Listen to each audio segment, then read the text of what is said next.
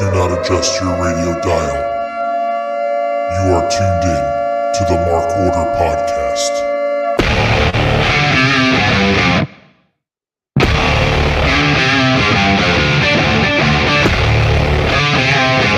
Join the Mark Order.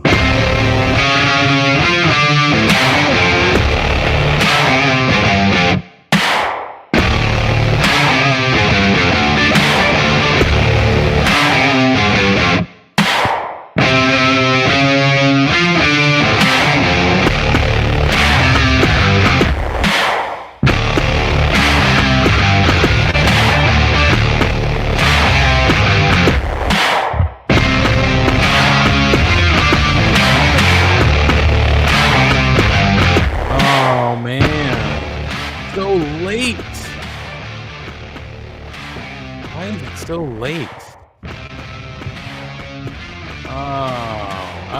We're not late. We're on time.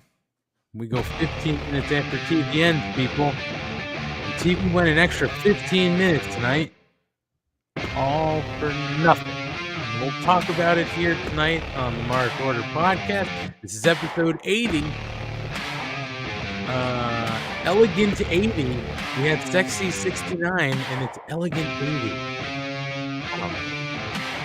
We gotta ride the gimmicks. We gotta try to come up with more gimmicks. I feel like that really captures people's imaginations.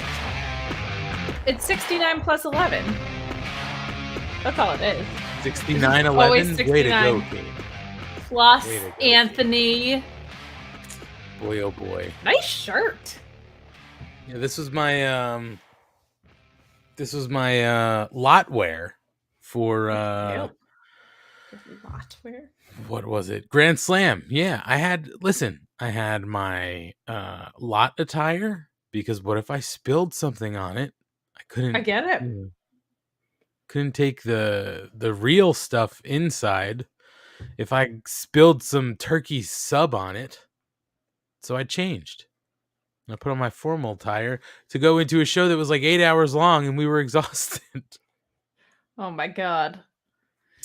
Sort of like tonight's television show. I just don't get it. Yeah, just did not need a 15-minute overrun for that. No, well, I mean, there were a lot of segments. There were a lot of segments that happened that I guess required them to go an extra 15 minutes. Sorry, Darby and Jay Lethal could have been on Rampage. Like that didn't need to happen tonight. Well, we'll get to all that stuff. We'll get to all the good stuff. And should we tell Ryan the truth? The truth about what? The fact that he's a jobber and was a favor hire? I mean, I wasn't going to. Okay, well, you're right. I shouldn't have said it on the show. I should have tweeted it out like a fucking child. Oh, yeah. I mean, if anybody didn't see the news today, on what's it called? Believe it or not, I think the first people to break it were TMZ. And if you missed it, the news came out that Tia Mowry and her husband are getting divorced. So yeah. Sorry, sister, or at least one of them. By the way, we're all we're sort of all here tonight. Ryan's here. Ryan Schlong, Kate's here. You've heard her talking.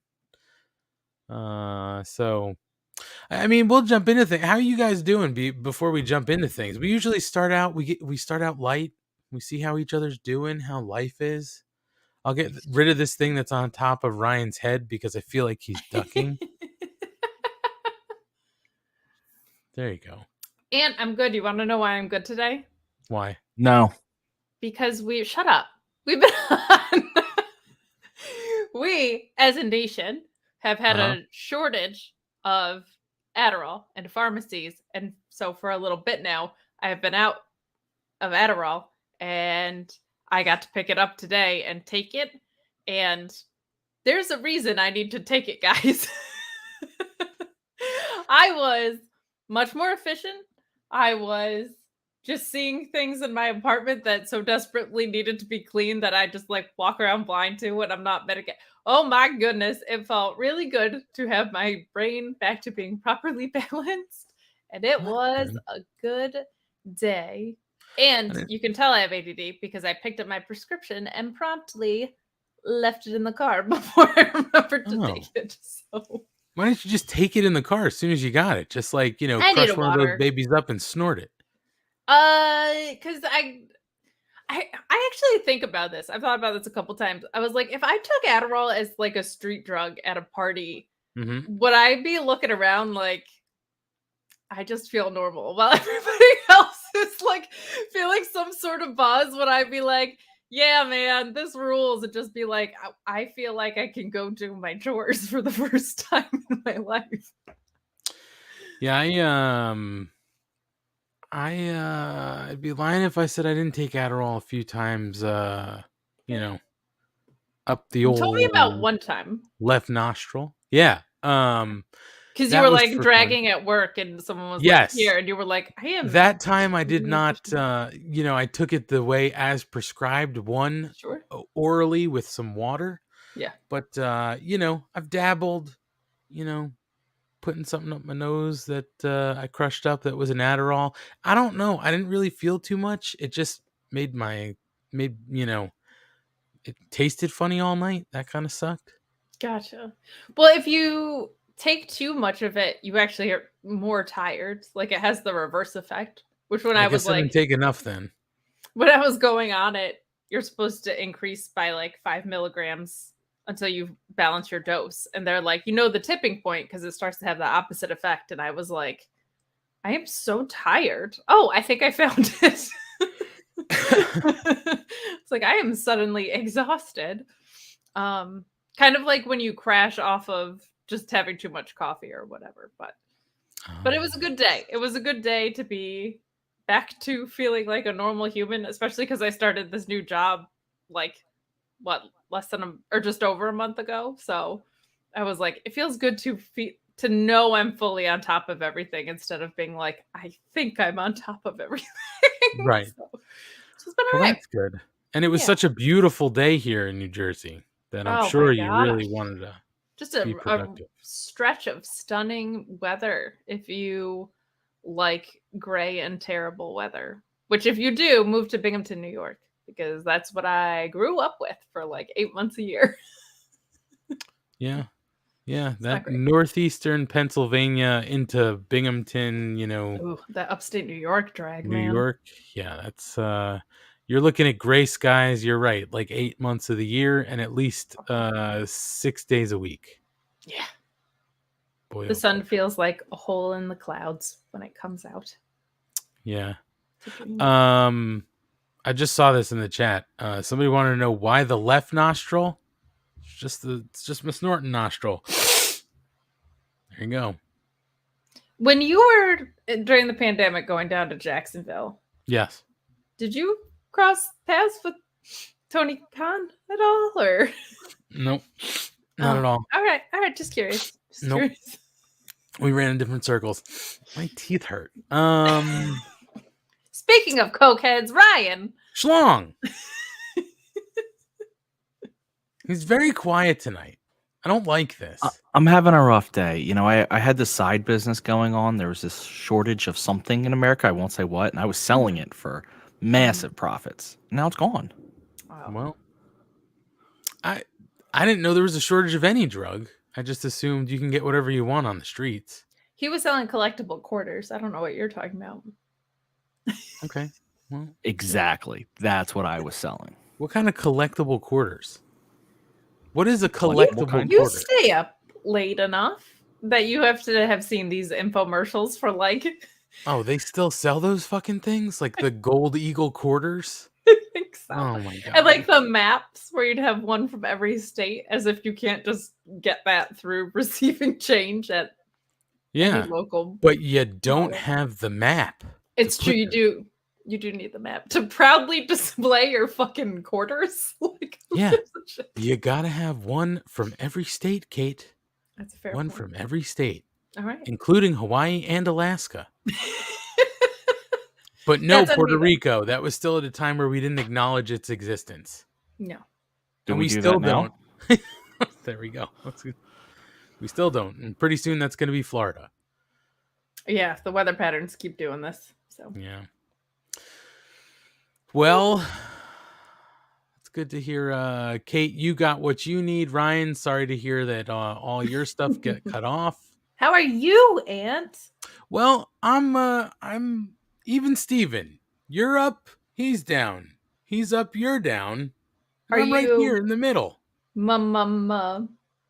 No. I'm not mid. But that was a Seinfeld thing at one point. No, things are fine. Just very busy at work. Anthony had off today in celebration of Yom Kippur. Happy New Year, everybody who partakes. I hope you atoned today. I think that's a thing. I think Yes, you it is. atone and you fast until sundown. So I hope everybody had a nice nosh. See that? You like it? Look at you. Hey, I think I saw via the gram. Mhm. Did we create a date for you and Mrs. Money? Did you guys end up going to Rails Steakhouse for your anniversary? No, we didn't go to Rails. Oh, okay. Did We you go did to a not go to different Rails. steakhouse? We did go to a different steakhouse, and I should. Okay. I'll tell this story. So we were looking to go somewhere on Saturday night because we were here on our anniversary. Plus, it's a Wednesday. Like, what are you gonna do on a Wednesday? So we were trying to figure out something to do, and like we were looking at Rails and 1776 in Morristown, which I hear super fancy. And we both looked at Roots in Morristown, Roots Steakhouse, and there was nothing. And then we looked that afternoon, and everything was available from 8 o'clock to like 11 o'clock. So we said, let's go 8 o'clock. Now, I'll admit to you two, this is really the first time I'm taking a smaller stomach out for a spin at a steak restaurant. I was gonna ask. So I was very precise in sort of how I did things, right? So, I said, Mrs. Money, you getting like an appetizer or something for yourself? And she said, I was going to do some soup. So I said, okay, I'm going to do like a shrimp cocktail or a crab cocktail. We're fancy. I spend money, right? So, Your Aunt Money. that's It's right. in So the name. I said, here's what I'm going to do. I'm going to do a crab cocktail A crab cock, because as we call it. what's that? Crab cock? A crab cock, as we call it, yeah. It's a different thing, but okay. Out in the streets, it's way different, Kate. So just be careful. I get my Adderall prescribed. I'm not for the streets. Okay, So. that's fine. So I said, I'll do that, and then you're going to share some of that with me because I can't eat it all. I won't be able to eat, like everything on my plate. So then my decision was to order, they have something like, I don't remember what it's called, but it's a 4-ounce like petite fillet and 2 like jumbo shrimp. So it's almost like a surf and turf. But I said, that's perfect because I'm really only supposed to have like 4 ounces of protein. And then like, if I can have other stuff, I can keep eating. So we then got some vegetables on the side. Mrs. Money got what she got. I don't remember what it was, but she got some sort of steak too. And so I got like, I don't know, I got 3/4 of the way through that tiny, piece of steak, or maybe it was 6 ounce, not 4 ounce, but it was still less than their petite was normally 8, but I got 6. So I maybe had like 4 ounces of the steak and 1 piece of shrimp. And then I said, it's our anniversary. You have to get dessert, but I might not eat a lot of this dessert because I am at my limit. Also made the mistake of ordering sparkling water to go with our meal. I'm not supposed to drink and eat at the same time. So I really didn't drink much, but I ate. And then dessert, time came and we got a flourless, we shared a piece of flourless chocolate cake. And it was like this big, like really tiny, almost like the size of a cupcake. Not as thick, but around, It's usually what I'm told anyway. So, so before that comes out, they bring out like an anniversary little like ice cream sundae. Oh, And I said to Mrs. Money, I'm having 1 scoop of this and then it's yours. Like I can't. So I got up and before it came, I said, I'm going to go wash my hands because I felt like I had steak all over them. So I went to wash my hands and on the way back, I started feeling pretty full. And I sat down. And I got back to the table, sat down. It was there. And I took a spoon of this cake, really tiny spoon. I took a little taste and immediately was like, uh-oh. It was probably too much. And so I said right there to Mrs. Money, this is all I'm having. Yes, Eric Freed's. While I went to the bathroom, I did powder my nose. So I said, I'm done after this. Like, I can't possibly eat anything else. So I then was like, in my brain, I'll finish what's on my spoon. So I put the spoon in my mouth. I take the thing. Kate and Ryan, as soon as it hit my tongue, I was like, you are royally fucked. I choked it down because I was like, I can't spit it out. There's nowhere to kind of spit it. But it was making me nauseous. Like I was pushing I pushed myself past the point. Wait, it gets better. So I'm sitting there and now all of the telltale signs of a reversal of fortune are starting to happen. I'm feeling a little nauseous. I'm salivating. So now I'm sitting in my seat sort of doing breathing exercises. Oh, no. And Mrs. Money is like, are you okay? And I was like, yes, but I have to get up and walk around. I will be right back. Me getting up and walking around meant I'm going back to the bathroom because I think this is coming up. So Yeah.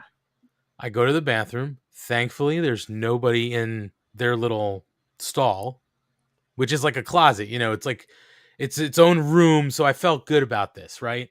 It's single. It's its own thing.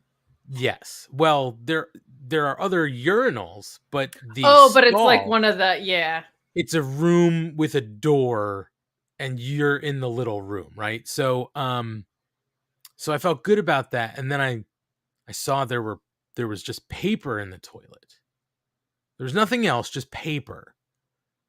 And I remember in that moment thinking, that's probably not good. So I flushed. And that paper didn't go anywhere. No. So I literally stood there and I was just like, this can't happen. Like I knew it. Like I can't throw up because it'll be there. And then if I leave, somebody's going to know it was me. Like I will be embarrassed. So I literally stood in that bathroom stall for like 5 minutes, just like doing some deep breathing and like thinking about pleasant things. And it eventually passed and we were fine. And I got back to the table and I said to Mrs. Money, like, hey, I'm fine. Like, we're good. Like, you know, whenever you're ready, you know, finish your wine. We'll go to the car. We'll leave. She goes, do you need me to drive? I said, no, I'm good. And as soon as we leave and the car doors closed, I was like, I almost puked. She was like, you asshole. I was like, yes. Oh. Yeah. So it was a nice night, but I've definitely learned my limits. Sure. The weird thing though is, and I think I've told you guys when we went to Grand Slam, like when I feel full now, I feel it like in my esophagus. Like I don't feel it in my belly. The weird thing is I didn't feel it in my esophagus. I felt okay. And then it was almost like everything expanded. And it was like, dummy, there's nothing else you can do here. Oh, no. So it was a great night. I avoided a disaster. And I thank you guys because you talked me into going out for a nice dinner. Well, I'm glad you went to dinner. I'm sorry that it was put in peril there for a moment, but... who would have thought chocolate cake would do it? Well, especially, like, only a little bite of it. I'm telling you, I would tell you if I took like a heaping spoonful. You would have been Puke City. Oh, there would have been no way. I literally took the smallest scoop I could. And like, you know how you take like a scoop of ice cream and it's on your spoon and it's like a big spoonful, right? So you take a little bite and then there's still stuff on your spoon, right? Yes. That's what it was like, but it wasn't a heaping spoonful. So, yeah, I was shocked that I was like, 2 bites of this chocolate cake's gonna fuck me up. Damn. Man. It's a different world. It is a different world. It's rough out there in the streets, Ryan Schlong. You know what I'm saying? No, because I can eat chocolate cake. I mean, I can too. I just shouldn't have anything else before I eat said chocolate cake. Yeah. The teeniest bit. Yeah, so that's it. I don't know. Eric Freeds is saying he's sorry to pry. Why can't I drink water when I eat? It's just something I can't do anymore since I had surgery on my belly. So Belly surge. yeah. He has Well, rabies. So he I has an have an aversion to water. irrational fear of water. We I found did out that hear- Ant has rabies because he was hit by a car in the parking lot at work. I had a And tiny then- little crack in my pelvis. And so we're holding a fun run for Ant. It's a For 5K the fun run cure. race for the cure. Pro-Am. Yeah, so things are good, and now we can talk about the drama that is still apparently going on in AEW, because It would appear as though maybe CM Punk was working with fucking children. He acted like one at that media scrum, but what the He fuck did. is going on? although it is great to know, that in case you guys didn't see, Tony Khan did say media scrums will continue. They will continue. Hey, I don't think you did that right. I did a little Father, Son, Holy Ghost kiss to the sky. Deuces. Uh-oh. The first time it didn't look like you went all the way over. It looked like you stopped middle. So it looked like Oh, you it's went the headphones. You know, they get in the way. Phones. I didn't say it. It's the phones, Ryan. Phones. The Yeah. headphones? Headphones. We're from Georgia all of a sudden. Yeah. And his southern accent isn't that great, but I'll take it. It's a lot of fun. It is a fun one because it's cartoonish. Now do the Swedish Chef. Still, it's the office. Come on, man. No. So Swedish Chef is Swedish Chef to me. That's fair. Well, it is fair. It is also weird, Kate. Ryan's freezing up on us, so all I see is his smiling face reaction, and then I hear him speak. Yeah, that's it. Kate, you should be screenshotting this and use this to your advantage now in the future. Oh, there he goes. Too late. Damn it. Curses.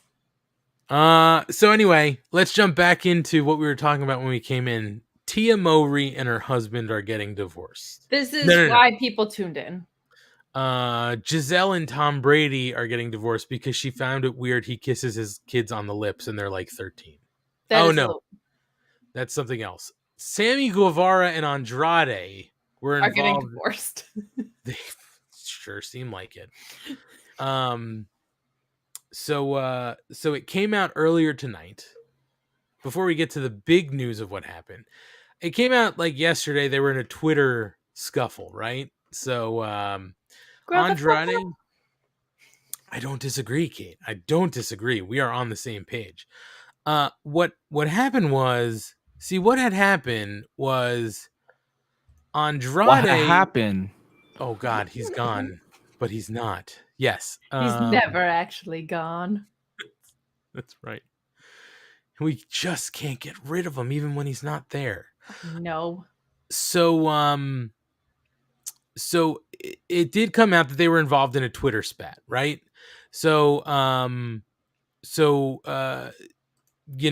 there was an interview that Andrade did, and I don't have like the whole timeline in front of me, but Andrade did an interview with I think a Mexican publication or podcast called like Mas Lucha.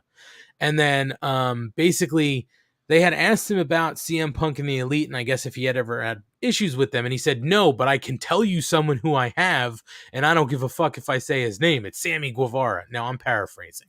Okay. That's exactly what he said. That's a direct translation. Oh, is it really? Oh, didn't know it was that good. So he said he had an issue with Sammy because he had come to the locker room and complained that we had been hitting too hard. I'm sorry. Is this wrestling or pillow fighting? Because I thought that you were okay to hit each other even though it's play hitting. That was basically Andrade's response, by the way.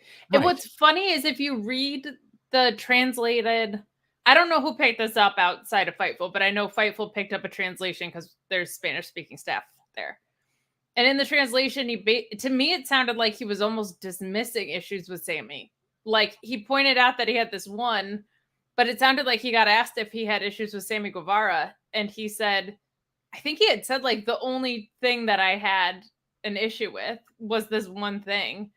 And it didn't feel, to me, it didn't read like that big of a deal. Like, yeah, it was kind of a bitch move by Andrade, but it did not seem like it warranted what ended up coming. And it almost seemed like he was saying, like, the one thing that I had is this. And then he kind of ended it with saying, like, I guess that's kids today, basically. Like, yeah. Yeah, what I had read was that he basically said, like, he complained and then he said, like, hey man, it's wrestling. We solve it in the ring. If I hit hard, you hit me back hard. And, you know, he did say that he spoke to him and asked if he had an issue. And apparently Sammy said he didn't. And that's all that it was. So he was telling this story. And then all of a sudden, I guess Sammy heard what he had said and put out a tweet. Now, that tweet I do have, I can read that one verbatim. Sammy said, "You are a jobber, a favor hire, be grateful, bitch." Which prompted the response from El Idolo, where he said something like, you know, I said it to your face and I asked you if we had a problem. You had nothing to say. You know, he said, I'm not going to beat your ass because I'm a professional. So don't be worried. Like when I say something, you know, I'm going to say names. I'm not scared to get fired. So that also sort of prompted Sammy to respond saying like, you didn't say shit to me. You're a liar. You're an ungrateful prick. You'd be jobless if if it wasn't for your father-in-law, who's Pop Nature Boy. Are you, you know, mad at me or yourself for failing to get over again? Like all this stuff, right? He basically ended with saying, go back to the E, just like we all know you want to do. Fuck off. And El Idolo basically was like, I guess I'm a liar with a laughy emoji. And then he said, I'll see you on Wednesday. You know, like I'll tell you again, and nothing you say, you know, can basically like solve this or something like that. Right. Well, folks, let's fast forward to today. Apparently they were at television and apparently Sammy did say something and they exchanged words. Now, this was reported on TMZ Sports or TMZ Sports, whatever. TMZ is pretty good. Their track record is actually pretty damn good. And their report said that Sammy Guevara and Andrade were involved in a backstage altercation. Sources tell TMZ Sports. And Andrade was sent home. We're told the incident happened backstage at the Dynamite show at the Entertainment and Sports Arena in DC. Sources say words were exchanged and then things turned physical. Sammy allegedly pushed Andrade and punches were thrown. According to our sources, it's unclear if anyone was hit. TMZ says their sources were adamant the altercation was not part of a storyline. And that checks out because earlier, like an hour or so before this news broke, TK, Cocaine Tony Khan, tweeted out that the Friday night wrestling match between Andrade and Preston Vance was canceled. So there's no mask versus career match, which everybody was basically lining up to be Andrade's way out the door. And then this broke. So, you know, so this is where we are. And apparently, again, TMZ sources went on to say several wrestlers were pissed at Sammy for publicly airing personal and private issues, and things boiled over at the arena. Andrade also posted something to social media where it was an image. It said, respect me and I'll respect you. AEW did not respond to a comment from TMZ. So, guys, the drama, right? I mean, this is 2 for Sammy. A crucial part of your story that you left out. 3 was for Sammy. Sorry. I mean, depending on how far you want to go, there's a lot. He also didn't want to do the work at Impact because I agree with him, right? Like, that was bad creative what they wanted to do with him, but he also refused to do it. There's a few things there. You did forget to mention the most important tweet, which was Ricky Starks, who later deleted one that said, "Can my coworker shut the fuck up?"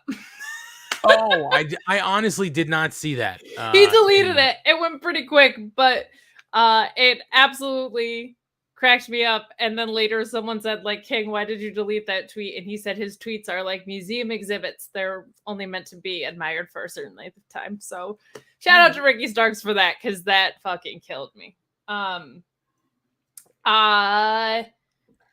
Yeah, so I definitely don't think Andrade was out the door. I think they were leaning into some rumors at that point. There's no need for Preston Vance to have his mask. We've seen his face plenty of times. And I don't think you sign Bandito and Andrade's leaving. Like, that seems to be the thing that's moving forward to this. But that was a match that I really wanted to see, and now is not. You know, I try to look at things through isolated instances as much as possible, because it's stuff we're never actually there for. And like, the Sammy hate wave of recent has felt like kind of all of the sudden a bunch of people turned on him. And then also, like, he's been associated with really shitty booking for a lot of this last year, like, which is not his fault. Like, I don't want to see him on my screen a lot for reasons that have nothing to do with him. So I always try to make that distinction as well when I'm like looking at dumb shit like this. However, I've seen on Twitter and in media a lot of people saying like, he's a kid who needs to grow up. He's a 29-year-old man, 30-year-old man. You're not a kid anymore. Billy Starks is like 17 and not doing this, right? Nick Wayne is a kid and not doing this shit. Like, come on. Especially on the heels of Brawl Out. And then to turn it physical after what, like 6 weeks ago was too long of a lesson to learn. And that's why next time I see Matt, we're gonna have a locker room skirmish, and that's the way. Wait a minute. No. We can't have any drama here. We've already had enough drama. Oh, a jobber. He was a favor hire. No, be grateful, bitch. Whoa. Well, with that being said, we should welcome surprise guest tonight, Shining Wizards Matt, apparently, to the Mark Order podcast. Good to see you. I don't know if it's Shining Wizards Matt or Bread Club Matt, Club Sandwich Matt. What is that? I wear many hats, sir. I guess so. Not one of the Mark Orders, but it's also okay. Coming in hot off an anniversary. Both you fellas with anniversaries in the past week. Happy anniversary, pal. Thank you. You're welcome. What's up, everybody? How are you? Great. How are you guys? Oh, we were just talking about the drama, Matt. We were talking about the drama. Cool. Sammy Guevara kind of seems like a little bit of a shit, huh? Oh, he's such a shit. What's going on over there, Ryan? What you looking at? Just looking down. We're not interesting him tonight. I guess no. He's been out to lunch this whole time. The least you could do is wash your hat, so I could look at the top of a clean hat. If your head's gonna be my hat dirty. Oh, it looks dirty. It's a Phillies hat. Oh, that's just mean. I mean, from one wild card team to another. That's true. That's true.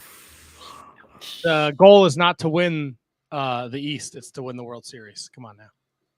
Well, and doing the wild card makes that way easier. Let me tell you. So if it was easy, everybody would do it. I gotta say, as a Yankee fan, real nice not to have a wild card game. Damn. There it is. That was my point exactly. It's nice that we won't have to worry about being exited in the first round in the wild card round for at least 1 year. We can be exited in the next round. Can we exit Sammy Guevara? Well, we were just talking about this, Matthew. We ran through all of the drama, all of the tweeter words, man, and yeah, listen, Kate was saying how you know, you kind of have to separate the booking from sort of like what he's done, and the fact some people are saying like he's a kid, he's got to learn, but he's really like 30 at this point. And it's just been so many incidents now. Like I try to look at everything isolated, but like when you have this pattern of behavior like this, like what are we doing, man? Especially, you know what just happened. Like the reports have been since the Brawl Out after All Out, and that talent meeting that happened with like Danielson and Jericho and whoever, like that really kind of like rallied the troops back up, and everybody felt like they were on the same page and things were good. And then this happens like a month later. Yeah, but I mean, look, Andrade didn't have to say anything either. Right? Yeah, no, that was a bitch move. But like, this all stemmed from that stupid interview. Like, you don't have to bring it up, dude. Just take care of it in house, behind closed doors. I think that's what drives me nuts about this. That Sammy had an opportunity to look like the mature good guy, especially after the Eddie Kingston thing. He could have been the one being like, you know what? He said this public, but I'm not going to make it public. We're not going to fight. We're going to be adults about this. And he said that, nah, let's just make this a thing. I mean, that was sort of going to be where I went, was like, he's had all of these learning moments, right? He got suspended and sent to sensitivity training for the comments he made on the podcast, you know, a few years before he was with AEW, right? You would think you'd learn from something like that to sort of stay in your lane, be humble, you know, don't say the wrong things, don't rock the boat, right? And I guess he did for a while. And then, you know, we find out about the Impact stuff. Now, again, to Kate's point, you wouldn't want to work it either. The creative was bad, fine, but he basically just like didn't show up, didn't do anything, right? You would think you'd learn from that too, though. The thing with that also is Kenny Omega had no body anymore and was still working double duty in that title reign at the same time. So it's like the most important guy in the company is working extremely hurt and also doing not the best creative in the world and still going and doing it. Like, you get your ass there to do the job that you were hired to do, even if the creative sucks. Sorry. So he had that, and then he had the Eddie thing. And again, you would think, shut up, don't do anything to rock the boat, learn from this experience, and clearly still not learning anything.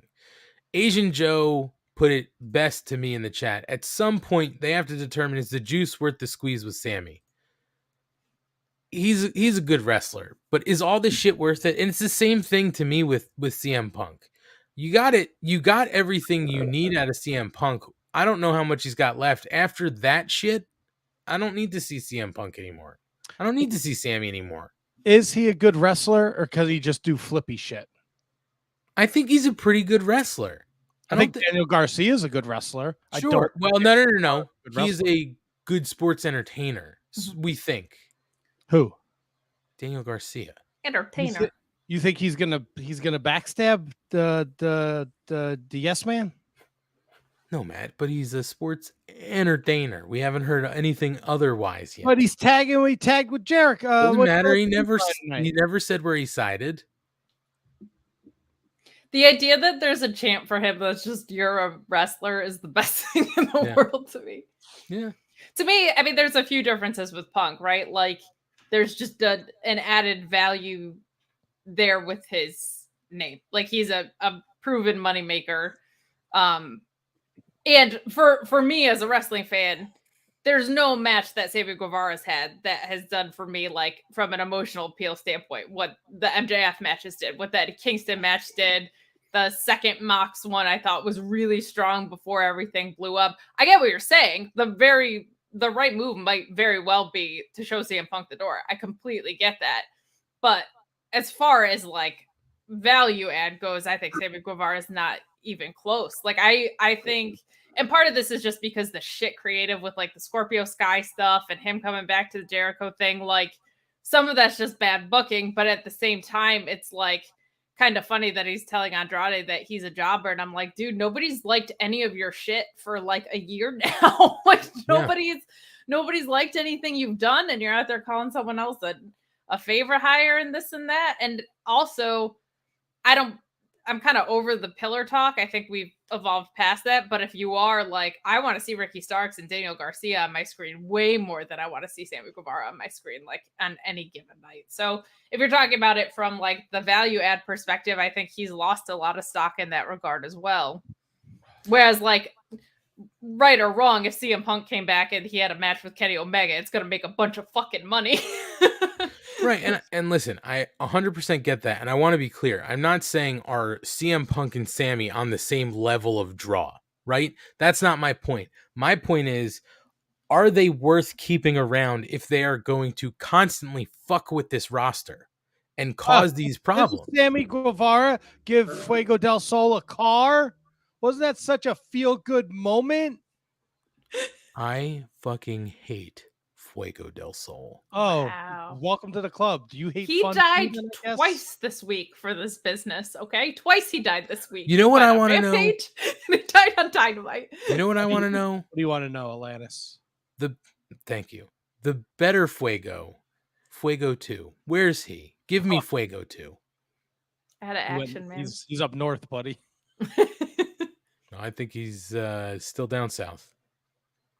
But and to your point too, I completely get the like these guys fucking with the locker room point. But when you're talking about cutting bait, like one thing that you have to consider in cutting bait is value. Because I feel like Sammy is probably pretty replaceable, and I think he's kind of already been replaced regardless of his attitude in a lot of ways. Yeah, I mean, I don't know. I'm tired of having these guys who think, I'm tired of having these guys who think they're untouchable just fucking try to blow this roster up. It's ridiculous. It just doesn't make any sense to me. Now, do I think if everything that happened with MJF happened, him holding them up, holding them hostage is the same sort of thing? Yeah, it sort of is, but I think the juice is worth the squeeze with MJF. I think you pay him what he's worth and you keep him around for the long run. You can't have him jumping ship. And we saw that tonight. We'll talk about that tonight. And I don't think we've had situations where nobody's complained about working with MJF, right? Right.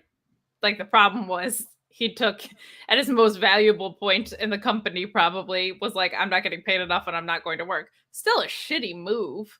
But Yes. like there's nobody backstage that's trying to throw fists at that guy that we've heard about, right? So Not yet. that's a big difference of like people I haven't heard complaints about people not wanting to work with MJF. It was that MJF went away. So Yes, MJF had a problem with Tony Khan. He didn't have a problem with the locker room. right. But this whole problem stems from the cocaine cowboy. So he needs to get his shit under control because, there was CM Punk essentially still has a job. Kenny Omega and the Bucks are suspended and they're gone, and that's fine. But it's a set. There's no one there to police these fucking guys and their social media and this goofy shit. It's Bush League. It's Bush League bullshit. Stop. These guys should not be fucking fighting on Twitter. And then it's always like, is it a work? Is it a shoot? It's just two fucking cucks being embarrassing idiots on fucking social Whoa. Let's leave the cucks alone, okay? Well, you know what? They both acted like a couple of cucks, okay? When did Jim Cornette get involved in this? I'm so confused. It's fucking embarrassing, man. It's hard enough being a wrestling fan. And you got I hate that Jim Cornette had a good point. He has a lot of did good points, unfortunately. But he did it tonight. He did a tweet. He's like, it's an absolute shame no one could have seen this fight happening. It's an absolute shame there was no warning that something was going to happen and no precautions could have been taken. That's a very good point. Fuck. That's a very good point. I think, maybe the cocaine cowboy needs to take a little trip to Passages, Malibu, stay for a couple weeks. Allegedly. Get his stuff under control. Or he's got to find those pictures that Sammy Guevara has of his limp cocaine dick somewhere. And just get it out of his hands. Reason. Ryan, what's the background? What do you got going on over there? Is that Heat? Because they booked Heat tonight. Yeah, is this like a lottery ticket behind you? What's that thing? It's a a thermometer. Thermometer. Oh. You know the Bully Ray meme? No, I don't. Yeah, Oh, there's because he's always crying about heat. It's like him with a dumbass face, like a thermometer in the background. It's Because great. that's 100% what that ending was just to be like, oh, heat. I will talk about the end of that main event. I don't think it was meant to book heat. I think that was always the plan. If it Dude, wasn't, you would how book something you else. guys doing? How's everyone doing over there? Matt wants to take us all the way back. No, All the way I'm just back to I the didn't end. watch the show yet, and I just wanted to We're pop not talking about the show. soon though. You will. I mean, we've got another 20 minutes of other stuff to talk about. Maybe 30. All right. Well, my fingers. Did you watch Tales from the Territories? I did watch Tales from the Territories before I had to go out into the rain today. What did you think? Did you like it? I did like it. It's not Dark Side of the Ring, Okay. but I like when you get, you're telling a story how, the fucking the co-bookers are trying to kill each other and they're popping eyes out and fucking I didn't dudes necessarily blowing up. believe the eyes story, to be quite honest. Did you see the picture? There's an actual picture? Yeah, his fucking whole eyes fucking closed. Oh, I didn't know can, there was a picture. Can somebody clue me in? Because I have no idea what you're talking about. All right, so Tales from the Territories is a new Vice vehicle from the guys that gave you Dark Side of the Ring, and they started with Memphis Wrestling last night. Oh, And Ooh. Colonel Robert Parker's father, Mr. Welsh, and Jerry Jarrett and his chicken salad were running Memphis, the CWA, together. And Mr. Welch was getting a little woohoo, cuckoo for Cocoa Puffs. He's starting to get dementia. So people were starting to talk in his ear. And they were like, Jerry's trying to take territory from you. So he like hired some dude to jump Jerry Jarrett in the middle of a match, like a wrestler. makes sense. And he attacked him, and Jerry Jarrett had to defend himself. And he was brought up with the shooter mentality. He was taught by a shooter how to defend yourself. Don't, the bones in your hands are the weakest. So go for the larynx, go for the eyeball, go bite the jugular. And he went for the eyeball, and he fucking stuck his finger in this dude's eye and popped it out. Sweet. And then the fight continued. Jerry Lawler was involved. It's a crazy story. That's where it loses me, is that the fight continued. I'm pretty sure your eye comes out, you're done. Have you ever seen the Vader Stan Hansen match? Darth Vader? No, Yeah, Big Van. But did it come out all the way in that match? I mean, it didn't come like out onto the ground, but it was out. Because the way they describe it here is that like he got it all the way out. They said, man. I mean, I'm not saying I guarantee some, like I just only that part, and then the guy comes back with a straight razor like 2 weeks later. So I need to watch this because I don't know a lot about territory stuff. This is like made for Kate. Yeah, it's so this episode, and I'm guessing most of them. You had Jerry Jarrett, Jeff Jarrett, Jimmy Hart, and Jerry the King Lawler, all guys who ran the territories. So you had to have them. And don't forget Dutch Mantel. Oh, and Dutch Mantel, and they all sat around the They should table. have called this the Jer territory. You got Jeff Jarrett, Jerry Lawler. That's what it was. It would just be a Jerritory. So they all sat around the table telling stories. And let me tell you something. We're talking about this drama. That fucking drama was way more insane. You just didn't hear about it. Back when men were men. They had the sign at the office though. Real issues create money. That's not wrong. I think what happened is I think Tony saw that sign and was like, I can do this. Oh, you think you got a pre-screening? Because I think he's like, this is me. I got this. It was good though. So I think we're gonna get we'll get one on Florida, definitely. Kaufman's coming up. You get Andy one Kaufman. You get one on the Von Erichs probably. You get one on Portland. Portland? What went on in Portland? Piper in Portland? Beats me. Piper's from Portland. Billy Jack Haynes. The thing is, you didn't realize how fucking insane, I didn't realize how insane Memphis was. So nothing may have happened in Portland to our mind. Then they're going to go tell a story and be like, yeah, this guy got stabbed with a dildo. Oh, yeah, man. And You got to we're like, okay. check out some of those fucking shoot interviews from back in the day, like late 90s. They tell some sick stories. If they do Puerto Rico's fucking nuts, or used to be. Yeah, this guy got killed there. They don't have any power now. It's still crazy. Still no power. I don't know. Son of a bitch. We don't even recognize it as a territory, so Not anymore. it's true. I don't think they have it. I don't think IWA Puerto Rico is a thing anymore. This Or guy's talking about wrestling. I'm talking about real world shit. WCCW. I think that would. They have something there because Carlito runs it. That might be it because WCCW was his father's. That was Carlos's promotion. Well, I know he spits in the face of people who are not cool. My man. Anthony AntMoney looking svelte, by the way. He came over to the house Sunday night. Like $1 million. Thanks, man. Hell yeah. Appreciate it. Yeah, you're welcome. Thanks for coming by. No problem. I'm sorry that the outcome of that Mets game didn't work out. What are you gonna do? It's out of my hands. Gonna finish in second place. That's what we're gonna do. They're gonna fucking rat off 2 against the Padres. I'm not worried. Okay. Serious question, Matt. Would you have rather played the Phillies or the Padres? Padres have who's got the home field advantage? The Mets. Okay, so then that doesn't matter. You know what I mean? I was gonna say if you have to go to San Diego, that might. You guys have been better against the Phillies than the Padres during the season, but who would you want in the postseason? Yeah, you play the Phillies more because they're in your division. It doesn't matter. Fuck off, Kate. The postseason. Doesn't matter to me. We're just talking about postseason baseball. Max is going out Friday. He's going to mow down the Max Scherzer Padres. Then they're going to throw Chris Bassett game 2, and they're going to sweep him. And then DeGrom will pitch twice against the Dodgers. Wait, Bassett's 2? I thought I just saw on MLB tonight he's pitching 3. Well, Buck has a whole system. If Max pitches 1 and they win, then you throw Bassett game 2, and you go for the sweep with the hopes that you sweep, and then you have DeGrom for games 1 and 5 against the Dodgers. Well, right now I believe it's slated Scherzer, DeGrom, Bassett. We'll see. Are you drinking crystal clear Pepsi? I wish. Propel. Oh, Propel. I would have been impressed with your crystal clear Pepsi.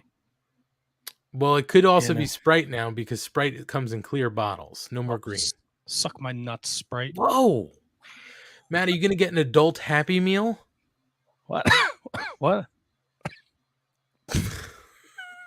What's that? It's a Happy Meal at McDonald's for adults. What does it come with? I assume the same thing a child's Happy Meal comes with, but an adult size. Nostalgia toys. And a nostalgia toy, yes. That's a real thing. I'm going to have to Google this. I know nothing about this. Yeah, adult Happy Meals. Yeah, look it up. I'll look it up today.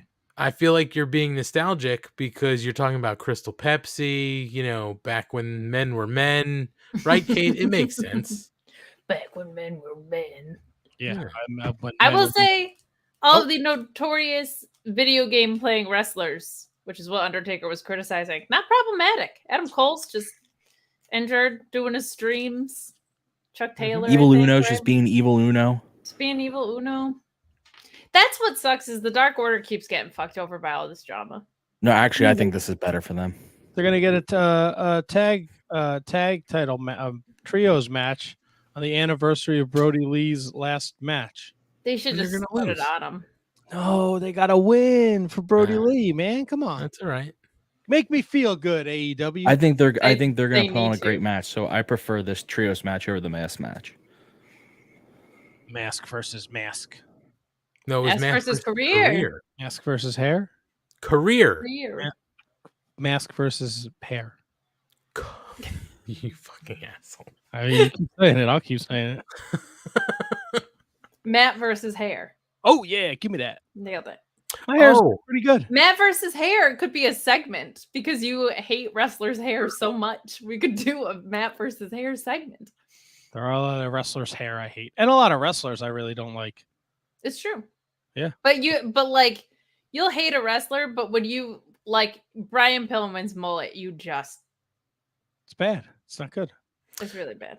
Usually that Matt, sets you off. Bauerhausen says the adult Happy Meal, Big Mac or a 10-piece nugget, medium fries, medium drink, and a weird 4-eyed toy right now. That's what they're doing. The word on the street is they're bringing back the Halloween buckets. Oh, nice. I think on a Halloween bucket. Yeah. I think I had 2 of them as a child. I don't think I ever got the witch. That Shameful. bitch. Who needs one when you have Kate? Oh, this is why you guys have been suspended. Wait, what? Yeah. You're a fucking pity hire around here, Matt. You're a jobber. Hey, come on now. Be Let's not air our dirty grateful. laundry. I'm gonna start fighting 12-year-olds next. Oh no! What the Fuck fuck him. was that? Fuck Ken Dixon, you piece I of shit. really hope that I wanted so bad that the 12-year-old kicked his ass.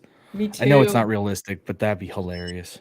Hey, one kick to the balls and everybody's the same height, man. All right. Oh yeah. Oh yeah. I saw Got a him. tweet though. It's wrong, but it was funny. It's like, listen, fighting a 12-year-old is not the worst thing I've heard a wrestler do with a 12-year-old. Not even close. Not even close. That's right. Sad but true, as Metallica would say. Ask Marty Skrull about that. And Marty Jannetty, I guess. There's worse. Like The Rude Boy, Martys. Marty Jannetty has done many things with many ages. like That's right. Rude Boy Riley. Rude Boy Riley. Oh God. We're going months on that one. Not even years, months. Yeah. Gross. Gross. That was People the- gross. Scrubbing of the Shiny Wizards episode began, if I Oh remember. God, the worst. Yeah. Hey, your archives are a little incomplete, huh? They're looking great. We had PCO on Monday. We talked about Jericho and the Saw Ring it. of Honor title. It got picked Mhm. up by a bunch of websites, so that's pretty cool. Hell yeah. Very Your nice. guys' interviews should always get picked up. They're great. Thank you, Ryan. I appreciate that. They're Kevin would okay. have to send out a press release for that. Kevin was on it. It was out yesterday, There it is. Off. See? When he's on it, he's on it. like a sauce ball. Wait, Asian Joe has a good question. At what age of yours can a 12-year-old beat you up? 60. Ooh, that's Yeah, I- true because it cycles back around. I would Yeah. have to be like, I'd have to have some kind of handicapped.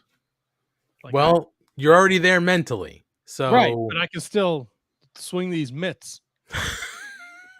I'm going into my 70s, I think. I don't think you're too far off, because at that point you're starting to head back the way you came, right? You're back in a diaper, you're having problems controlling your bowels, you can hope- barely walk, right? Is it a sneak attack from a kid? No, straight up fight, one-on-one. Just like I know what's happening. Mm-hmm. I'm gonna say my 70s. That feels right. That feels right. 76. That was 76. very definitive. I hope Survey says I hope I live to see 76. you better watch what you say then in your house to your beautiful wife of yours. I gotta go spend some time with my beautiful wife, and she got some fish for the living room. We got a fish tank in the living room now. Ooh. I thought that was just for plants. Now you've got actual fish in there? She brought home fish today, so she was Nice. setting it up after dinner. So I gotta check it out. Oh, you guys are both sorry. Both of you guys, 70 and 76. Wrong answers. Bauerhausen has it 69. At 69, I'm gonna be at my peak. Yes, you will. But Yeah, ask Peter Avalon. That's right. yeah, how is Peter Avalon? He's the hottest boy in AEW. How do you Oh, think boy. he is? Is he He's still? in NWA too, isn't he? And NWA, yeah. He's working New He's- Japan too in like 2 weeks in the States. He's the hottest boy everywhere. He's the What are hottest you boy doing, everywhere Kate? he goes, and he's going everywhere. Yeah, Kate, get up in them guts, son. What are you waiting for? Yeah, Let you him get in up the in gut. His guts. guts? Does that Yeah. work that way? Some people Yeah, like you it. can make it work Everyone's that got way. guts, and you can get there. Might not Right. be the easiest. But I don't have a wiener. You can buy one online. You can Kate. buy one, yeah. I mean, then it's like an extension of me is getting up in them guts, you know? Wiener I mean, for Kate. I'm sorry. Do you not have fingers? Oh yeah, digit. That's fair. The digits is a fair point. Yeah. I mean, why would just one? And why just one? right. You start with one. right. Because And a I'm- bottle. Because And a I'm bottle. fucking gentle. Jesus. Bottle Oh, of no, I JR's just- barbecue sauce. Lube it up nice and good. Oh no. I would use the main event Why mustard. was that not the a quick- gross part? I don't know. I was like, oh, now it's too gross for me when you mentioned the barbecue sauce. And it's I'm gonna because be honest. I think it's because the coloring. no, it's because Matt has made JR a creepy ass dude on this podcast. I have not made him. He did that himself. On That's his true. own He did do podcast. that himself. All He right. did. Fucking trying to get fucking titty shots of Natty's sister on fucking social media. You ghoulish old man. Keep it to yourself, JR. We all like him, but just pump the brakes, bro. You don't need to put it out there for you. Guy's just trying to see some titty. It's JR. He should be able to get it wherever he wants, man. He shouldn't be on fucking. No, he shouldn't. Shouldn't be on social media doing that. That's pretty gnarly. How many digits do you think you can get in Peter Avalon? I don't know. I don't think I've met 3? him in person. How I big You feel can is at least get 2. I guarantee you can get 2. 2. I mean, it feels wrong to be talking about this on National Scissoring Day. How big's your Well, hand? that's why I went with 2. I got pause, man. I don't know. I don't. They don't look that big. Ryan's hands are chode like. They are. Not long. Like 100%. He's Kate got looks those like- sausage gloves. Kate looks like she has some like thin fingers, so she could But probably. they're I got long. long fingers. Yeah, but that's long is okay. That's more pleasure for the plum. Maybe not. Maybe you need more digits. I mean, she's only got fucking 4 fingers and a thumb. I mean, I she's mean, I got got 2 2 hands. Yeah. Yikes! Work them like a puppet. That's for OnlyFans. Very true. You responded to that alarmingly quick, as if you had thought about this before. Who, I'm me? good. Who? No, you. Oh, man. This feller. Yeah. You're like, that's for OnlyFans. When I go on OnlyFans, that's what I'm seeking out, was the rapidness of that response. Yeah, he Googles puppets. It's Sexy. called puppeteering, thank you. And it's we're not here to kink shame anybody. Wow, you so got Kate, very if that's what you're into, I'm not defensive. I don't care. I'm on point. I took a shower. I made dinner. Ate dinner. Now I'm here. what do you got on the shirt tonight? It's just a little Sonata. No gracias. Okay. Nice. That's a fun Very one for spooky spooky. season. Yeah. Thanks. I was just on top. Just the first shirt I grabbed. Just on top of the pile, huh? That's it. So Alright. I gotta rotate the Sure, shirts. Matt likes it. So I don't wear the same shirt. On top? On top of the pile. I don't know. I heard he's a power bottom. He's generating all the power from An NWA power bottom. Awful. Like David Bauer. OnlyFans is where you see the doppelbangers. Ooh, Great well callback, played. David Bauer. Well played. All right. Well, I'm gonna go enjoy the rest of my night with my wife. Enjoy. I just Hey. want to stop in and I want to see your lovely faces. Hey, Always fun when you stop in. I'll see you tomorrow. I'm very excited about this. Yeah. Hell yeah. Kate, are you coming? Is Asian Joe in town? Of course I I guess am. so. Ryan, are you making a trip up north? Nope. Sorry, Asian Joe. He was invited. To be fair, that's a long trip. For Actually, wasn't. What are you talking about? oh, I'm not coordinating. I thought you were involved. Sorry. I was not. So for once, I can actually say that. Yes. That was a No. Mrs. Money setup, if I recall. Kate, correctly. you were you know Schlong was invited, right? Yeah, of course. Yeah, you were part of the chain. Matt, you were there too, right? I was not part of any chain, but Mrs. Matt, you were part Thank you, of Matt. the Thank you, chain, Matthew. right? No, Mrs. Money texted me on the side. Jesus Yeah. fucking Christ. Kate, Matthew is my boy. he Yeah, does the group have a text. mental handicap. I think Matt could I don't be beat know. up. There's Matt, nothing in the group. how old are you right now, Matt? There's nothing in the group text. How old are you right now, Matt? It's a picture of Michael Scott, Matt, Coke Wiener. how old are you? I'm 40. Okay, that's the answer. You can be beat up by a 12-year-old at 40. I'll fucking That's it. smash it. I'll smash a 12-year-old skull. A fucking pumpkin on mischief night. Bring it on. You Like little, a pumpkin on mischief you night. little shit goblins. Let's go. Oh my god. All right, go spend time with your wife and we can get back to I guess talking about wrestling. All right, I'll see you tomorrow, Aunt Kate. I look forward to the I'm canceling 9 o'clock text that you're gonna send tomorrow. I don't cancel. You're like, hey, 12 minutes ago, we're hanging out at my house. Come over. I can't do that shit. I mean, if anything know. if anybody could, you certainly can. Well, I'm really popular, guys. I'll be late to shit all the time, but Right. don't And then cancel. that's usually when we get the Very popular. We should probably change the location We can. from Miss Popular over here. That's right. Just change it at the last minute. Like a drug deal gone south. Oh, we're going here. Oh, that's how people get murked. That's right. Can't change the drug deal at the last minute. like Asian Joe's not in my pocket. I know where the fuck we're going. He's the only one I want to see. I don't give a shit about you guys. Get out of here. It's fair. Not mad about it. I really don't want to show up at a bar and talk about wrestling for fucking 2 hours. So I'm good. I'm just gonna watch the Thursday night football game. Who is the game tomorrow? Denver and the Colts. Ugh. All I right. would say Asian Joe's a man of many tastes. I think you could talk about a lot of things. I'm sure we can. I'm not worried about Asian Joe. I would love to talk about not wrestling, pal. All right. We spent fucking 8 hours at Grand Slam, and as soon as we got in the car, you wanted to talk about Grand Slam. Enough about the fucking wrestling. Matt had his 40 days and 40 nights at this tennis arena, and we saw Tony Khan 4 times. Completely Right. unnecessary. Tony Khan 4 times. Tony Khan came out. 4 times. I don't Yeah, even good remember reload what speed. I said. I feel like I just said that was too fucking long 100 times in a row. You said, "Here's your shopping cart pretzel." I was like, "Yes." Yeah. Fuck you, man. That was awesome. You did ask like a question like so guys, everybody tell me their favorite part of the evening. I wanted to know everyone's favorite part. Fuck you. I'm a great field trip teacher. Fuck you guys. I didn't have a wanted to problem know with it, everyone's Kate. favorite I passed part. out anyway. I was fucking I'm exhausted. a great field trip teacher. couldn't. It was a very field trip teacher question. I wanted to know wanted- everybody's good times of the day. I wanted to pass out, but I was driving. We could Yeah, I me appreciate too. that you didn't. It was the fucking 8 hard lemonades I drank in the parking lot. That was my favorite. That was my favorite time. That was a good Well, time. good. That was perfectly acceptable answer. I just We're wanted gonna to have know. a great time at Full Gear in our suite. That's right. It's gonna be sweet.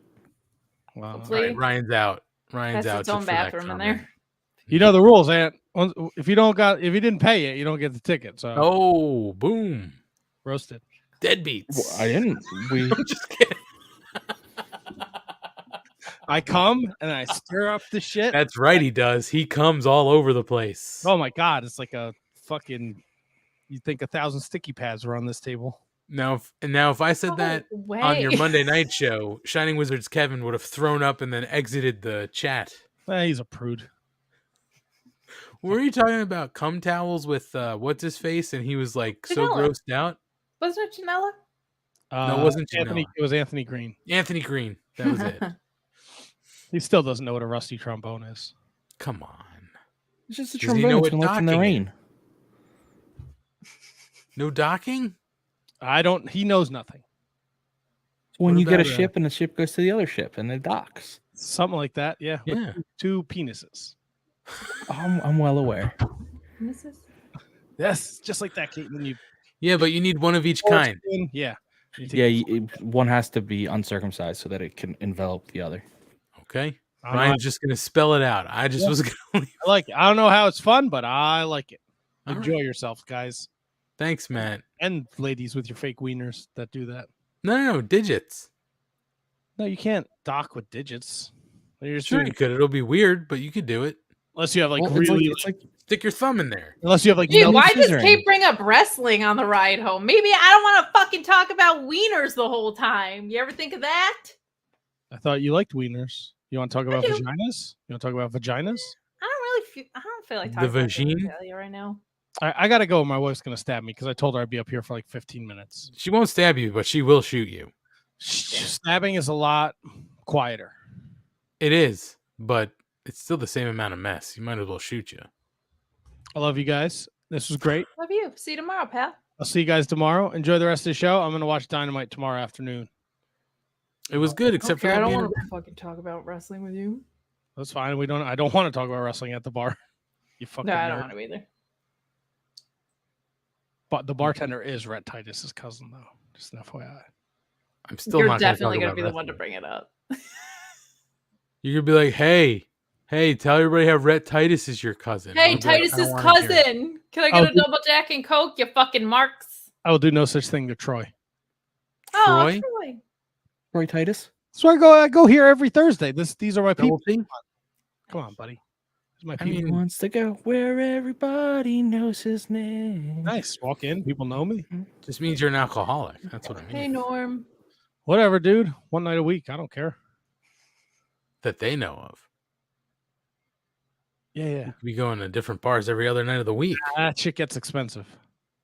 Got to go to the Spicy bars, laundromat all the in way. Morristown. Not the laundromat. What is it? The Steel Bar No, Morristown. Yuck. What? You got to switch towns. I'm 40. I'm not going to fucking Morristown.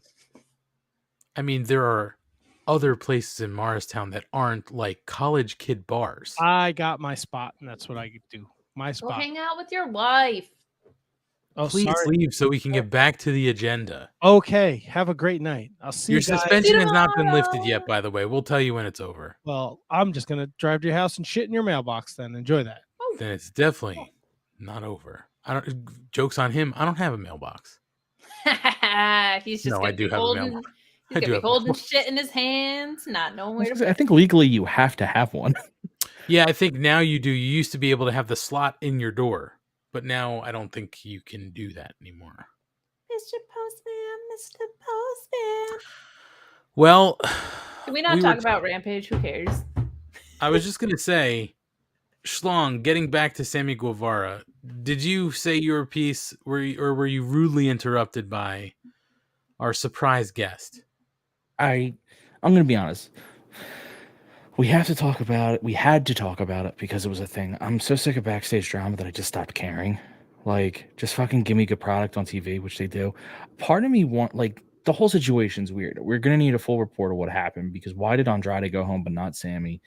I wonder if he got injured. Penis pictures. Or was Tony like, you know what? I don't like the story I'm telling with Andrade. Fuck it. This is my excuse to get out of that story. You go home.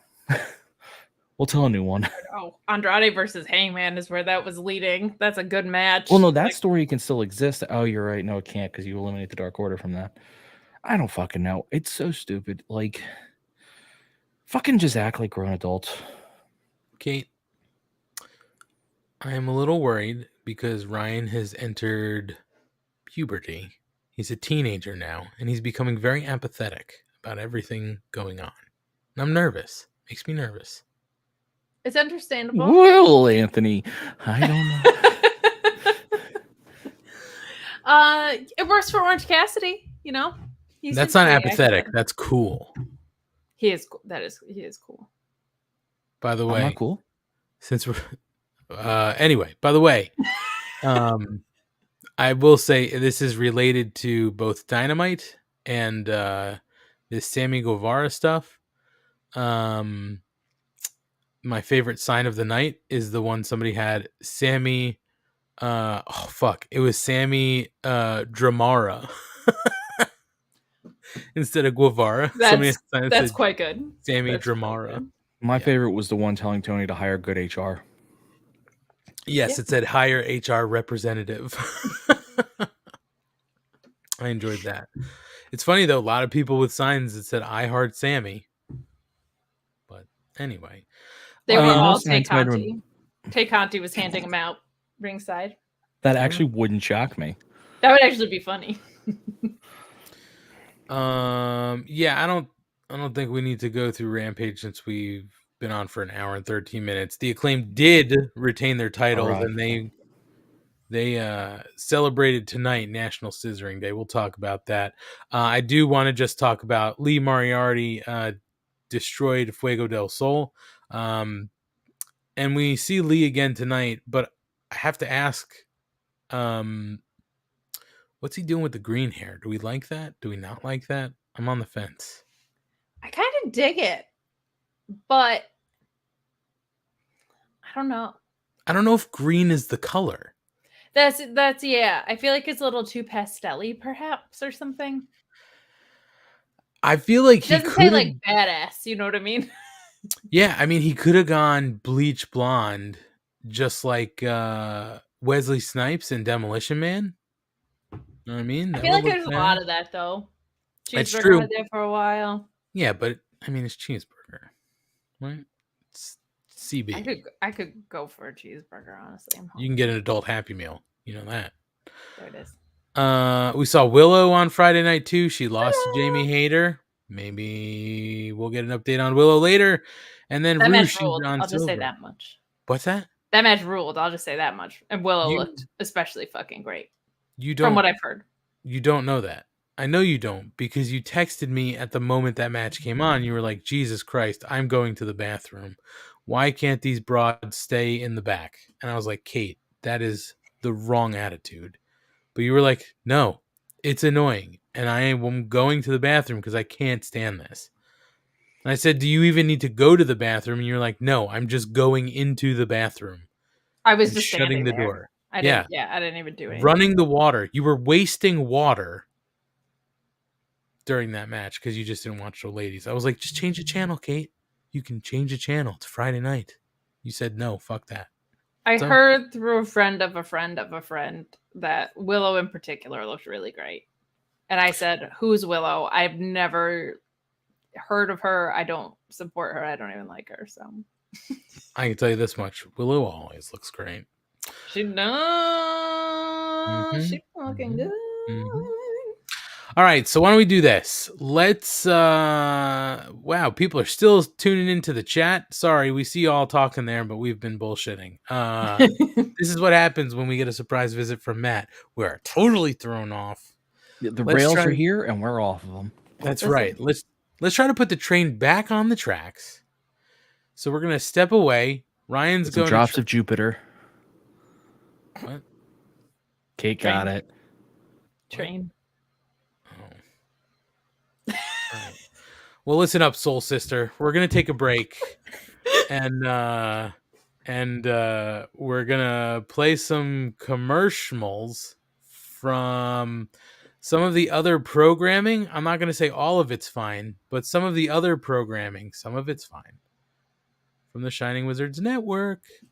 Everyone knows a lot of things can change in the span of 10 years. But when it comes to professional wrestling podcasting, one thing is still guaranteed. The Shining Wizards is the only place to get all the latest wrestling news, interviews with the greatest guests, and of course, tons of laughs in discussing the world of wrestling. The show is still available on Monday nights at 7 p.m. East on rantdmradio.com and Rant Entertainment Media on the TuneIn app. And it's still available on all podcasting platforms. To check us out, head over to shiningwizards.com, where it's still wrestling talk and talk about wrestling. Because of the obvious threat to untold numbers of citizens, and because of the crisis which is even now developing, this radio station will remain on the air day and night. This station and hundreds of other radio and TV stations throughout this part of the country are pooling their resources through an emergency network hookup to keep you informed of all developments.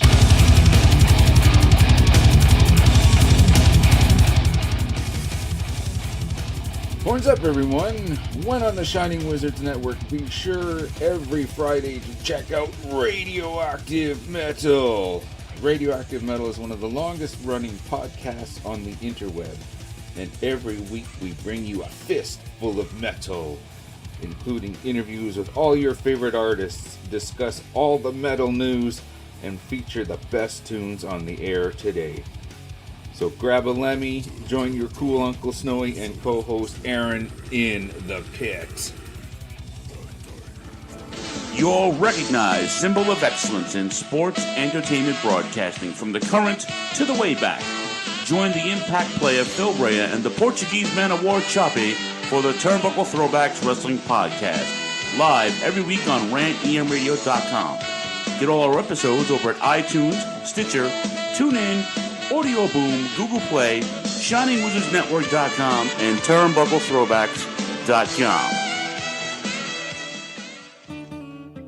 Are you tired of being told what to think and believe by Hollywood elites and politicians who just don't care about you? Tired of not getting the truth when you watch the news? Tired of trying to figure out what pronoun to use? Tired of mob mentality when all you want to do is think for yourself and make up your own mind? That's where we come in. This is Justin and Vince, your hosts of Inconclusive Breakdown. We are a weekly anti-PC podcast bringing you entertainment and current event news without any spin. If you want to truly stay informed on what's going on in the world, then give us a listen every Sunday, anywhere you get podcasts, at least till Zuckerberg and Twitter Jack deplatform us.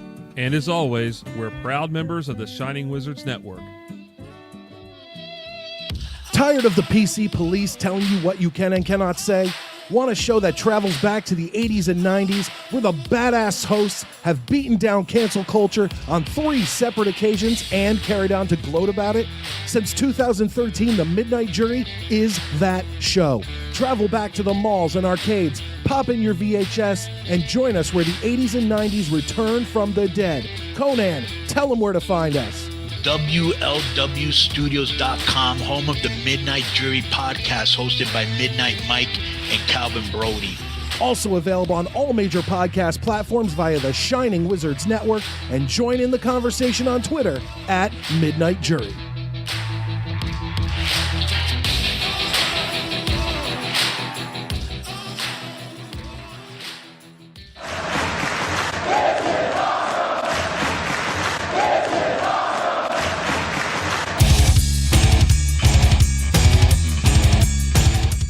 What's up, wrestling fans? You want something awesome?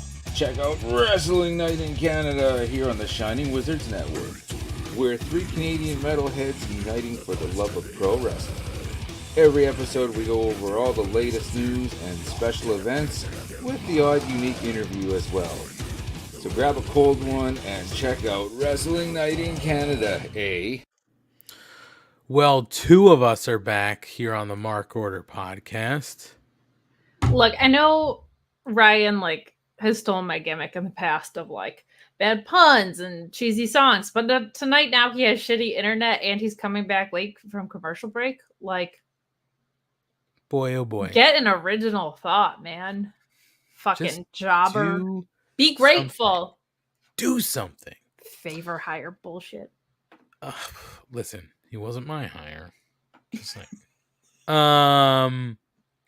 you know what, Kate? While we're waiting for some of us to get back, at least momentarily, I'll let people know they can find us on our social accounts at Mark Order Pod, and on all of our social accounts we have a nice. Both of you.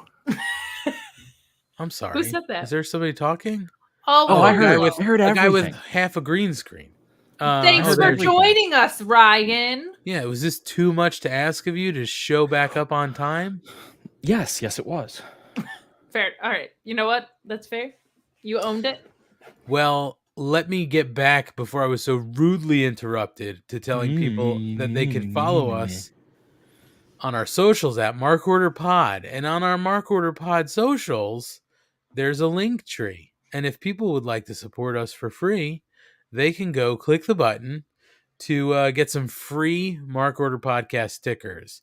So click that button. All you got to do is give us your name, your mailing address, and the country you live in, and we will send out some of these free Mark Order Podcast stickers. That's right. Free stickers, free shipping. I'll take care of everything. $29.99. No. It's a donation to Kate at Shoot Name Kate on Cash App. They can be yours. No. Stop dropping the Cash App. We're not doing that.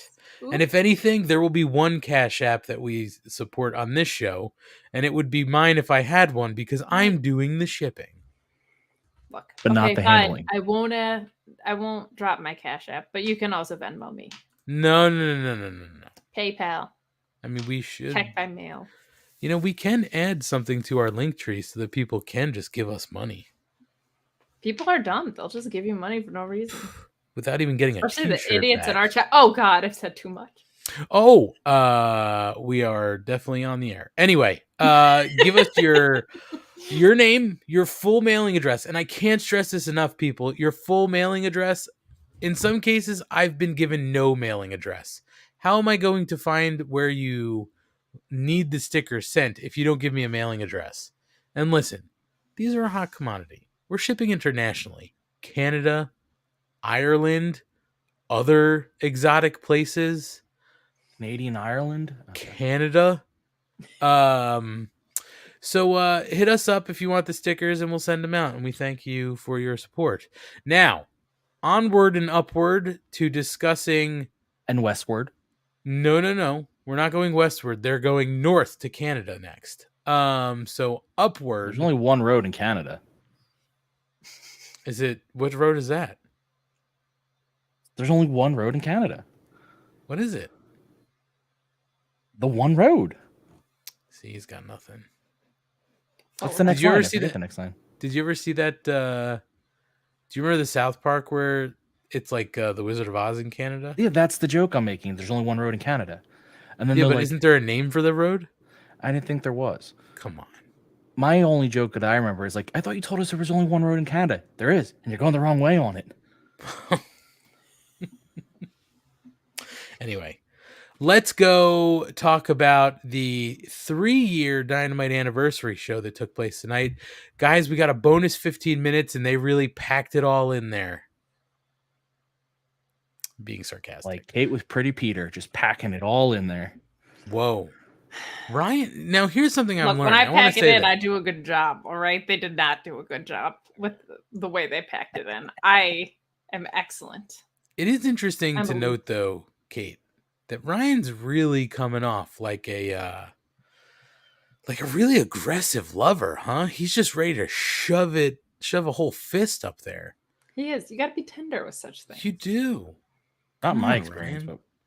but Okay, well. Anyway, we lead off Dynamite tonight from Washington, D.C. with a Maxwell Jacob Friedman versus Wheeler Yuda. And these guys do have a history. They've wrestled on the indies together for quite some time. And cutting to the end here, it's not a surprise, but we get MJF winning by the submission with a variation bridge on the Salt of the Earth armbar, which I thought looked fucking awesome. And then post-match, Wheeler gets up and he turns MJF around to offer him a hand. Friedman is sort of struggling with the should I, shouldn't I, and he gets very close to shaking hands with with Yuda, and then Lee Moriarty. Sorry, I've got Lee on the brain. Lee Moriarty attacks Yuda from behind, and MJF starts to berate Lee for it. And then we see a Stokely Hathaway come up on the ring apron eating a yellow apple and hands MJF the ring. MJF doesn't necessarily want to put the ring on, but Hathaway really kind of demands him to put the ring on. Friedman sort of takes the ring. He seems conflicted about this, but he sort of gets ready to punch Yuda in the face, and then Mr. William Regal gets up from commentary. He's a villain, and he's got some brass knuckles. So he puts them on, approaches the ring. He confronts Max. The crowd chants, "You fucked up," at MJF. My funny part here is that Taz goes, "Yeah, maybe William did mess up." And then Friedman sort of, tucks his tail between his legs and takes off. So nothing there. But an interesting story developing between the Blackpool Cuckold Club and MJF. Now, guys, I thought this match ruled. And I would much rather see Wheeler Yuta wrestle than talk on the microphone. So I thought this was a great way to open the night. MJF is super hot right now. Yeah, I don't know what else to He's say. engaged now. Okay, you can't just Well, run around talking listen, about how hot he is. he's like Hansel. He's like Hansel. He's so hot right now. He's so hot right now. Let's actually, Kate, I'm gonna go a little against the grain here. I'm gonna throw it to the heat magnet himself. I want to get Ryan's take on this first. All right. gotta do heat. Listen, match was fantastic. I think we don't talk enough about how good Max looked physically. My God, that man put time in the gym and looks like a sexy heel and should be a sexy heel. Sexy Listen, heel. I think heels need a certain look, and he now has it. Exactly, just like that, Ant. You nailed it. Blue Steel. This was a great match. This is Kate. I won't steal. Kate's stealing from Will Washington, but it does reiterate the point that I'm going to get hit with brass knuckles. Don't steal it. I won't. So I'm I'm going nervous to. about how you have them at your disposal, Ant. Me too, actually. I'm Just you always knocking gotta be fuckers ready. out all the time. You do always have to be ready. That's just Boy Scout preparedness right there. But my thing is, MJF is really fucking good in the ring. Yeah. And Will Washington via Kate Hensler, or Kate Hensler via Will Washington, whichever way, has said that would make him a face. And I think it kind of starts. It's kind of starting. I'm not sure I liked the handshake angle. It's too soon for that. It just didn't make sense. Yeah, Yeah, I don't know where they were going with that. I don't think he's turning face. So I think this was just a swerve at people. I really don't think he's turning face. He's got to get this belt off Mox, and he's got to, well, maybe Mox, right? I mean, he could take it off Hangman Adam Page. Who knows? Oh yeah, we all think that's gonna happen. I don't know what they're doing with the handshake angle. Also, Slonomite brings up a great point. It's very funny. They were talking about how MJF was fasting for Yom Kippur. So I appreciated that. I thought that was very funny.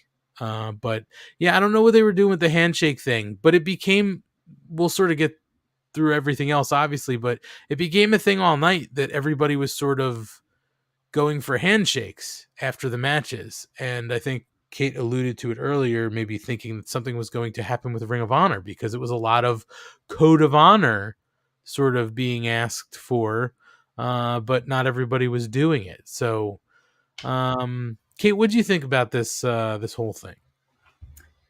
MJF is an excellent professional wrestler, and so is Wheeler Yuta. I liked the promo from Wheeler. He kind of came out and cut out Max's legs from under him, and Max is strong enough to handle that. I know his delivery was a little off, but the content of him just kind of calling out Max on doing the same shit in every town I thought was good, because I've had that thought as a fan, and I really like MJF, but it can get kind of wash, rinse, repeat with him. The match was fantastic. There's no way these two are not going to put on an incredible match. And we haven't seen MJF in the ring in a long time, because what ended up happening with Wardlow, I wouldn't really classify as a match, right? It was right.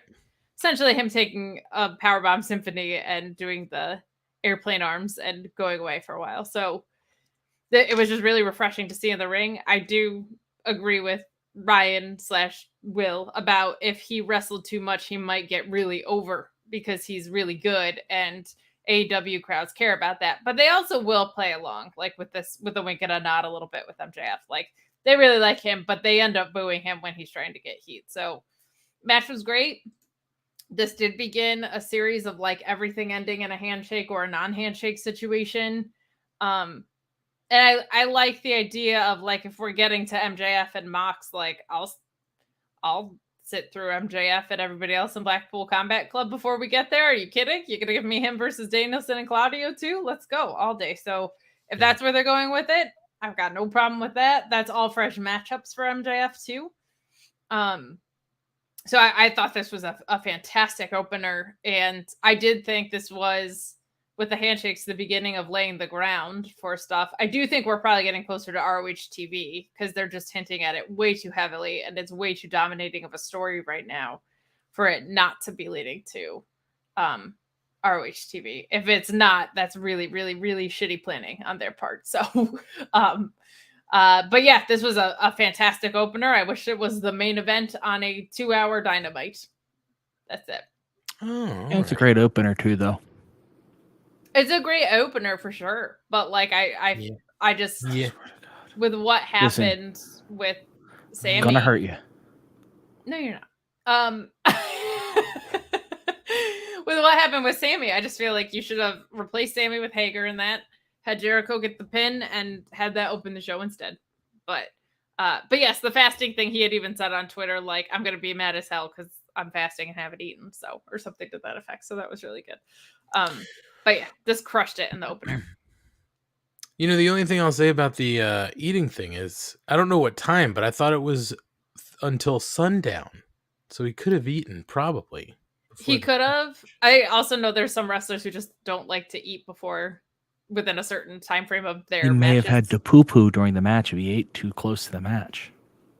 I mean, you can have something. You can have a bowl of rice.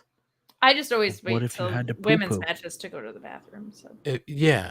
If you have to poo-poo off a bowl of rice, Ryan, I think you've got problems. But he hasn't eaten all day, so it might lead to it. I mean, I don't know. I would just guess poo-poo on a bowl of rice. I don't know. Anyway, let's move on from the poo-poo talk to a video package building up the tag team main event tonight. There's a Jericho Appreciation Society promo, and then they're backstage. They cut a promo on Daniel Garcia sort of berating him for disrespecting them and rejecting Chris Jericho's gift of a hat, which was great because Jake Hager was there wearing it and says, "I like this hat." And then Jericho says he's going to teach some lessons, and Daniel better make the right decision or they'll make him regret it. So we're just building to the main event, but yeah, I don't know about you guys, but the Jake Hager, I like this hat, really kind of popped me. The hat being kind of the centerpiece of this angle just cracks me up. Like, it's played a really big role in this. Like, Garcia put it on and was so ashamed. Like, it's very funny that, like, this kind of all started with the Kangle and the bucket hats, and here we are coming full circle with them. It's pretty great. Hey, Ryan, I don't know if you caught it. Kate had a little, I think, like a New York State slippage there. I did, but the problem is I can't do the accent, so I can't make fun of her. It's just Midwester then. Yeah, it's like cracks. flat A's. Yeah, it's. I Terrible. know, but I'm just not good at it. So seeing the cracks. The cracks. Binghamton is the Midwest of the Northeast. We've been over this. Mm-hmm. I mean, but if you talk to anybody from upstate, like Buffalo, they have that same thing. It's weird. That's true. It is really Buffalo weird. Girls, won't you come out tonight? Everybody sounds like Milwaukee Tom. They kind of do. Kind of do. Don't you know? Oh, Milwaukee Tom. Idaho Faith. We get Darby Allin versus Jay Lethal. And again, sort of a match where you're kind of like, do we really need this to like fill TV time? Yeah, we did wind up needing this to fill TV time because this was, I thought, fantastic. Again, we sort of always talk about Jay Lethal being a good wrestler, and then I think you sort of forget about it, and then you see Jay Lethal wrestle, and you're like, fuck, he's a good wrestler. And this match was really good. So the big thing with this match was that Jay Lethal had told his crew, Sanjay Dutt and Satnam Singh, to stay in the back. And then at one point Lethal sort of was doing his thing. He was close to getting pinned, and then Sanjay Dutt and Satnam Singh came out to the stage in the middle of kind of the match, and Lethal said, "Hey, go back there, I've got this." And they start, Lethal and Darby start trading pinning predicaments, and Darby winds up winning with that Last Supper pin, which is a great looking pin. He looked like he had a little trouble with it tonight, but we'll give it to him. He wins with the Last Supper. Post match, Darby Allin is sort of shoving Jay Lethal and talking to him like, you don't need them, pointing at everybody on the stage. He asks Jay Lethal for a handshake, and he does give it to him. And give it Sanjay to me. Dutt, that's right. Sanjay Dutt and Satnam Singh are not pleased about that. And then we get a video package leading into our next match. So let's stop it right there. Kate, we'll go to you this time first. Darby Allin, Jay Lethal. What'd you think? Thought it was very good. Felt like this would have been a great Rampage main event, especially considering they're doubling down on Rampage plus Battle of the Belts. So thanks for making my workday longer next week, or on Friday. I thought the match was good. I'm kind of like, is Satnam Singh gonna wrestle ever? Like, if you introduce him on television, you should have him wrestling by now. If he's not ready to wrestle on television, you should not have introduced him at this point. So the stable piece of it isn't working for me. I love Sanjay. I think Sanjay's so great, but someone other than Jay Lethal in it should be wrestling frequently. But I thought this was a refreshing match for Darby. This was a little bit different than I think a lot of his matches are agented. I love that pin as well. It was a nice change from the coffin drop. And I'm intrigued by the handshake. Jay Lethal has to shake hands because he was like such a big part of Ring of Honor. I would also be extremely in on the idea of a Darby Allin heel turn. I think he's been stale for a while. I think the fact that he almost kills himself in every match will always have him over to some extent, but there hasn't been an evolution of Darby in a really long time. So have him turn on Sting. Whether Jay Lethal is the entrance to a heel turn or not, whatever. But like, I think something needs to happen with Darby because I think he's never gonna get lost in the shuffle because his style is just so insane in the ring. But like, as far as being on a trajectory, I feel like he isn't near one. So I think it would be really good for him to have something to sink his teeth into story-wise. Now, you brought up Satnam Singh. Do you think we saw the handshake tonight? I guess I'll toss this to Ryan and lead into what he thought, but certainly would like your take on this too, Kate. We saw Jay Lethal shake hands tonight, sort of a babyface move, right? Do we see maybe Satnam Singh turn on Jay Lethal at some point, and now there's something for Satnam Singh to do? Because, I mean, if there's anybody who could he could get in a ring with, Jay Lethal would make him look as good as he can. I think they thought Satnam Singh was closer to being ready than he was. And at some point in time, they realized, oh crap, he's not. But they liked the look of him, so they were like, all right, we'll string this along as we can. I think that's kind of where they're at with him. Jay Lethal's a really good wrestler. Darby Allin can be a very fun wrestler when he has a guy in there with him who kind of gets his psychology, which Jay Lethal does. I've kind of learned that about Darby. Sometimes his opponent is even more important because they need to understand the psychology of a Darby match. Fuck you, Ant. They need to understand the psychology of... He was just agreeing that the opponent, when it comes to Darby Allin, is very important. It's important. His opponent needs to get how he works. It's a salient point by you. Yeah. I know I seem like a tough guy, but I'm a very sensitive individual. Yeah. And all this, it's just You really do have such a hard outer shell, Ryan. Clearly. I'm not built like a giant marshmallow at all. So his opponent, boy, he really just cemented that right there. He did. Yeah, I'm just leaning into whatever. I'm going crazy. I think Darby has to go heel. I need to see an evil, psychotic Darby. Because that fits his style even more of like, I'll do anything to hurt you, even if it hurts me. Like, that works really well for a heel against any opponent. So, like, I'm very in favor of that. So that's what he needs. As for Lethal, Singh, I think we'll talk about a couple people tonight. They're just waiting for ROH.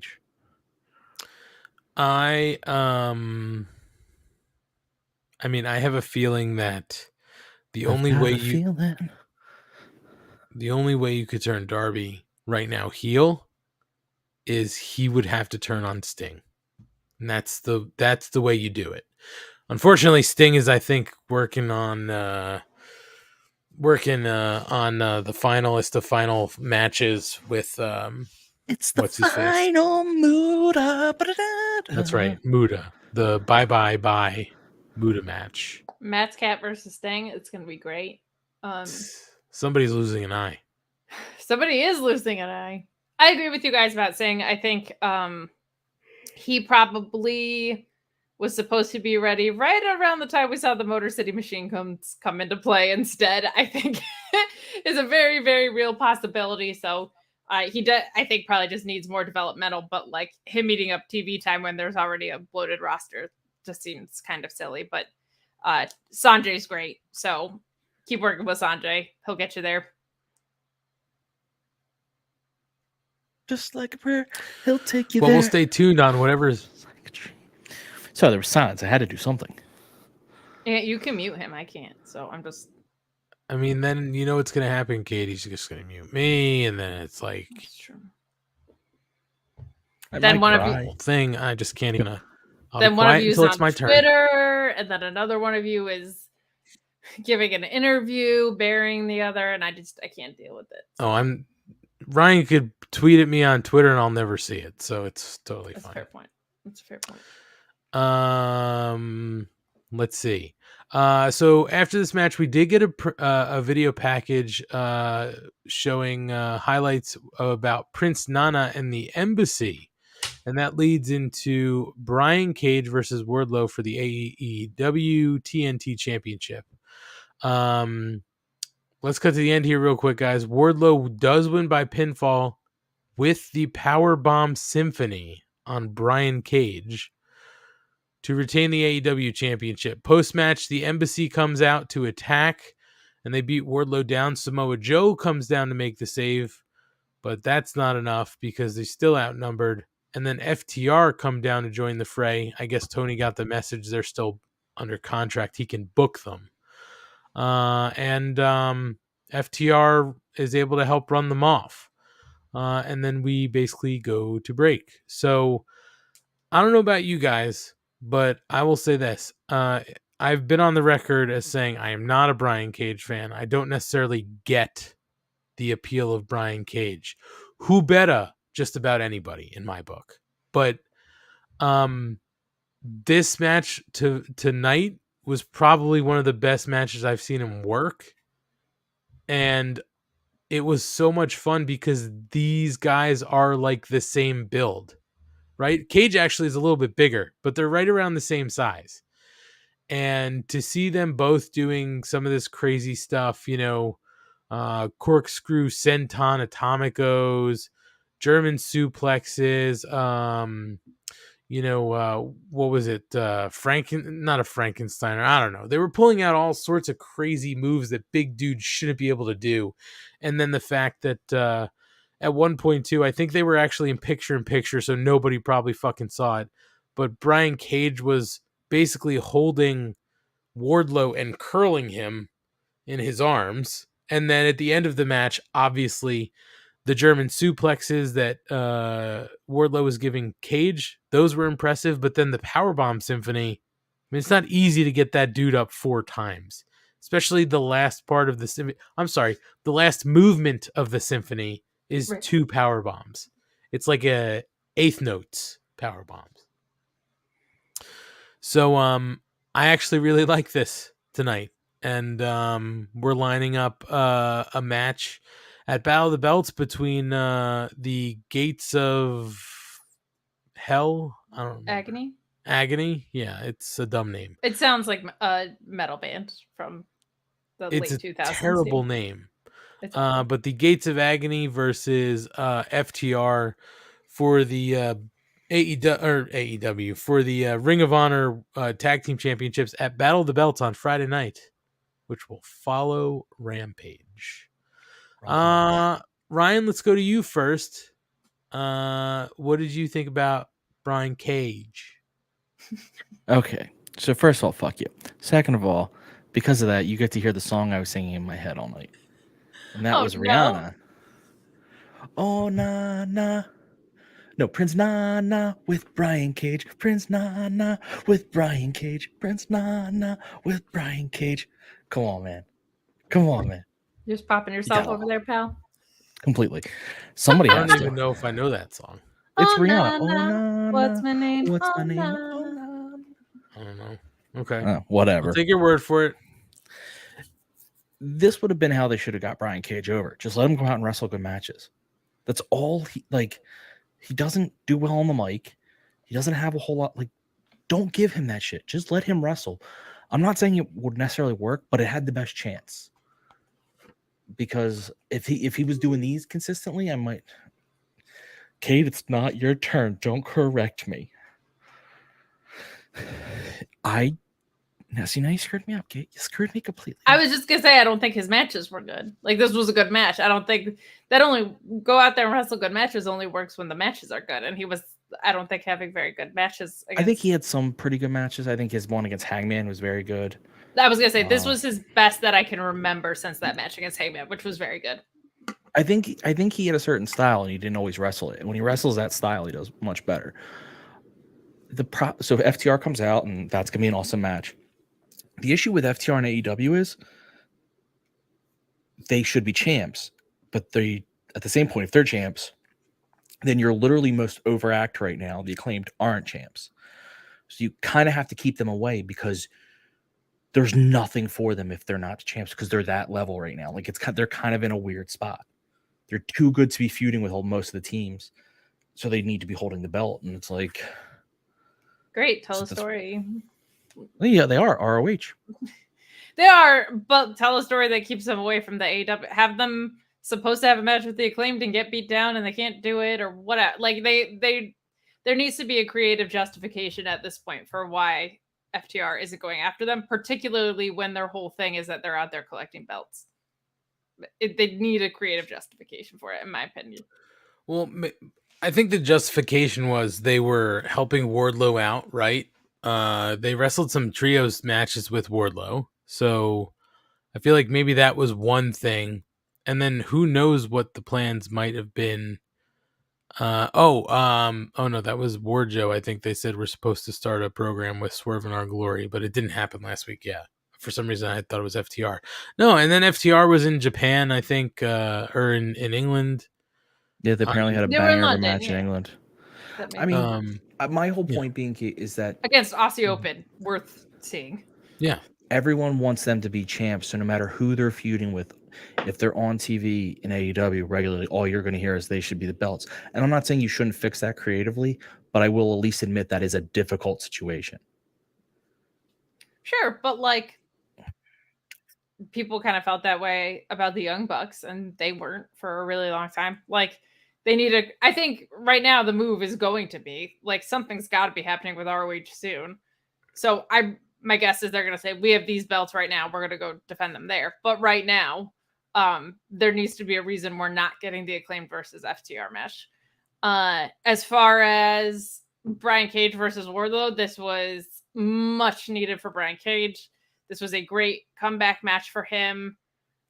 In the words of Biggie Langston, keep your 5-star half-hour classics away from me. Give me big, meaty men slapping meat. And that's exactly what we got here. Just a better pace for him. Just a better style for Brian Cage, I think. I also haven't been following his work since he's been kind of written off AEW television. So good on him if he got better or this was the right opponent or whatever. This was by far the best match that I can remember him being in since that Hangman match, which was very good. So this was really fun to see. It was also fun for Wardlow to be doing something that felt kind of important. I like open challenges. This was good. I don't need the Samoa Joe Warjo thing, with these singles champions. But I guess when you have 400 different titles going on, which they do right now, consolidating a little bit probably isn't the worst idea. And I think it'll be a very fun tag program. I'm just kind of your secondary belt is wrapped up. It also extends Wardlow's reign a little bit. They're not ready to have him lose it yet, but they don't really have a guy they want him to. That's what I'm saying. They don't have a guy lined up for him yet, so maybe they're this extends it. I think it's a shitty thing, but it's what they're clearly doing. There's a million people that I want to see Wardlow fight. Oh, me too. But it feels like a million. Whatever. Name all of them. Okay. Andrew 2, Andrew 3, shit, Andrew 4. You better not name Andrew 5. I swear to God. No, Andrew's 5 and 6 were weak for me. Andrew 7, Andy, Andrew 8. Okay, but okay. Just wondering. Those are my tops for now. All the Mandys. All right. Well, let's move on. Oh yeah, FTR joined. Sorry, I lost my spot in the notes here. So we get back from commercial. Now this is where Kate took off. But we get back from commercial and there's an interview from earlier in the day with Britt Baker, and she's telling us she's empty. She's not on my. We good? No. You got a system pumpkin? You no. Good? No. Good pumpkin patch? Nope. Okay, we're moving on. Britt Baker is basically saying, I've got the answer everybody wants, and it's no. Saraya is not going to be wrestling because she hasn't been medically cleared. So we're going to ship her off in some bubble wrap and send her on her way because she's the DMD, and that makes it her house right now. So now we introduce our teams. This is our women's trios match. Athena, Toni Storm, and Willow Nightingale versus Jamie Hayter, Penelope Ford, and Serena Deeb. Cutting to the finish here, guys. Athena, Toni Storm, and Willow Nightingale win by a pinfall with a doctor bomb from Willow on Penelope Ford. Heyo. Things are looking up for Willow. And then post-match, Britt Baker finds herself surrounded in the ring by the faces, and Saraya throws a punch and gets into a brawl.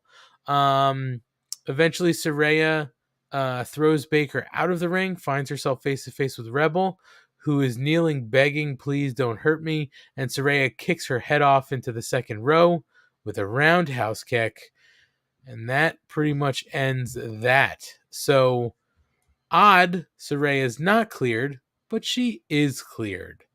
Either way, a fun little match. Kate, I know you're Googling feverishly because you didn't see this match. Right. You say you're a Willow fan and then you just don't even watch. So I'm into shocking. trees. But I'm a you're huge fan what? of willow trees. I love willow trees. I Oh. think they're so beautiful. The way they blow in the wind. Okay. They're just gorgeous. So I'm sorry, I completely misunderstood then. it's what you were it's asking for. understandable. So through what you've read, what do you think? What do you think about this match? Okay. First of all, love that it's happening at 9:00 at night. Top of the hour, baby. Mm-hmm. I think it's a great sign that. See, this is an instance of them doing something good, leaning into real life stuff, right? Like Sure. people are like, "Is Saraya cleared or not?" Also thought it was very considerate that Britt was going to wrap her in bubble wrap, just make sure that she got back to wherever she was going in one piece. Right. Very, very gracious. Match was great, man. Willow is such a star. The reaction for Hater is she's a face. Oh, so yeah. They're gonna have to split that up at some point or figure something out. But she cannot be on the heel side that much longer. I loved Willow getting the pin here. Thought this match was really strong. Penelope Ford has looked really good since coming back too. She's been someone that's inconsistent in the past. And this has been working for her so far, I feel like, in her return. This was really solid stuff, man. Like, it makes me really encouraged. It also makes me a little frustrated because I'm like, see how fucking simple this was, guys? Like the whole past 3 years, but it's good. It's very logical, easy, stable-based storytelling that makes sense with really good in-ring workers. Toni Storm is unbelievable too. She's looked great. So and Athena's looked good. Like everybody looks strong here. So very refreshing to see and very nice to see at 9:00 at night from what the kids have told me. And you say, yeah, I was going to say you say see, but you didn't see any of it. Right. I just saw some GIFs. Right. Online. That's the way you consume wrestling these days. So let's get it from somebody who actually did see this match. Ryan Schlong, who I can only see the top of his eyes. There you are. It's good. Would you? Okay. That's it. You don't like me at my singing. You don't get me at my Willow. Okay. I thought you were going to stand out on Willow, but I'll keep moving That on. was Ryan's best analysis yet. It was succinct, to the point, and agreeable. Although that's new for you, Ryan. You usually don't agree. Yeah, no. Hot take central over there. Shocking. Well, we do get an interview from earlier today with Roosh and Jose confronting Private Party for not holding up their end of the bargain, and they are basically told to do their job tonight or they're going to face the consequences. So did they do their job? We'll see. But guys, then it was what really was the main event of the night. The Acclaimed enter for our National Scissoring Day festivities. And they have a podium set up in the ring. Everybody has like scissors or something like that on their signs. It was pretty amazing. But they take the podium and welcome us to the first National Scissoring Day. It's a special night, unlike any other in our great sports history. Brought to you by the Acclaimed. And it was made official. The Scissor Me Daddy Ass shirt is the #1 selling t-shirt in 2022. Guys, I'm thinking about getting one. So ooh, there's a few designs out there. There's the pink limited one. Yeah. No, I say I can pull it off. You definitely can. You're always pulling off the Macho Man stuff. Like you can run the gamut on it. Look at you. I'll try. Fashion forward. And AEW, they say AEW doesn't stand for All Elite Wrestling. It stands for Acclaimed Every Wednesday. And Bowens says that scissoring is a handshake and the sign of a true team. People want to be represented by a real team, not that thrown together Keith Lee and sneaky Swerve team. And it's not Swerve's house. Billy Gunn takes over and says it's Daddy Ass's house. And everybody in the building and the millions and millions of people at home, it's National Scissoring Day, and he was sent to City Hall and asked if he'd present the Acclaim with a gift. And the gift is the giant pair of golden scissors that are used to basically cut the ribbon at like store openings and stuff like that. Clever. It was very good. And Caster says, you know, that he wants to offer a gesture of peace and understanding to the left and the right by scissoring with those around you, and that as the National Scissoring Day comes to a close, he wants to talk about greatness and that 40 years ago, the Washington, D.C. football team won the Super Bowl. Lots of people don't remember that. He said he wasn't even born yet, but it's important to him because his dad was a champion on that team. And the ring is the Super Bowl ring is his father's prized possession. And the city represents the ugly side of our country, the division between us. But everybody agrees that everybody loves the Acclaimed. And today there's no left, right, no left or right, and no red or blue. The Acclaimed wear pink, and everybody looks great in pink. They want to do a bipartisan scissor, and then Swerve Strickland enters, and he says that he makes fun of Billy, saying that he's gonna sell shirts that kids are gonna get suspended over for the second time in 2 decades, and that next week in Toronto he wants to challenge Billy Gunn to a one-on-one match. So we do lock that in. And then Smart Mark Sterling enters. So weirdly enough, he says paper beats rock. And he's been saying Swerve sucks for ages. And he claims that the Acclaim need him to help beat Swerve because they can't do it themselves. He offers to represent them and asks for a 4-way scissor. But he gets knocked out with a slam and a diving leg drop. Or, I'm sorry, a scissoring leg drop. That's when Daddy Ass accepts the match and says that Swerve can leave now because they have one more thing to do. They all get in the corner and they go into scissor. And that's it. We get a video package from the Dark Order that we'll talk about. But, Kate, I want to go to you first, because we were talking about digits going into people. Are you a fan of the scissoring? Of the segment or of scissoring in general?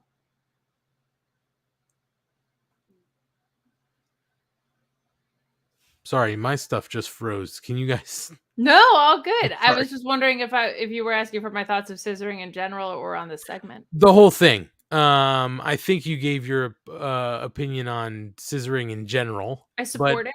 I do. That's good. Sorry, my stuff froze completely. No, you're good. So yeah, you're into the scissoring. What about National Scissoring Day? This is a new one, but it seems like a fun day. We're celebrating the important things in this country.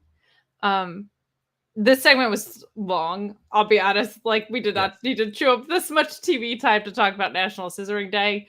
But I like that they did it. I don't know if Max Caster's attempt to be sincere about his dad and the Super Bowl ring stuff really like landed with me, but this was all harmless fun. The crowd was super hot for it. Like, lean into this shit in general is a really good thing for AW and wrestling as a whole.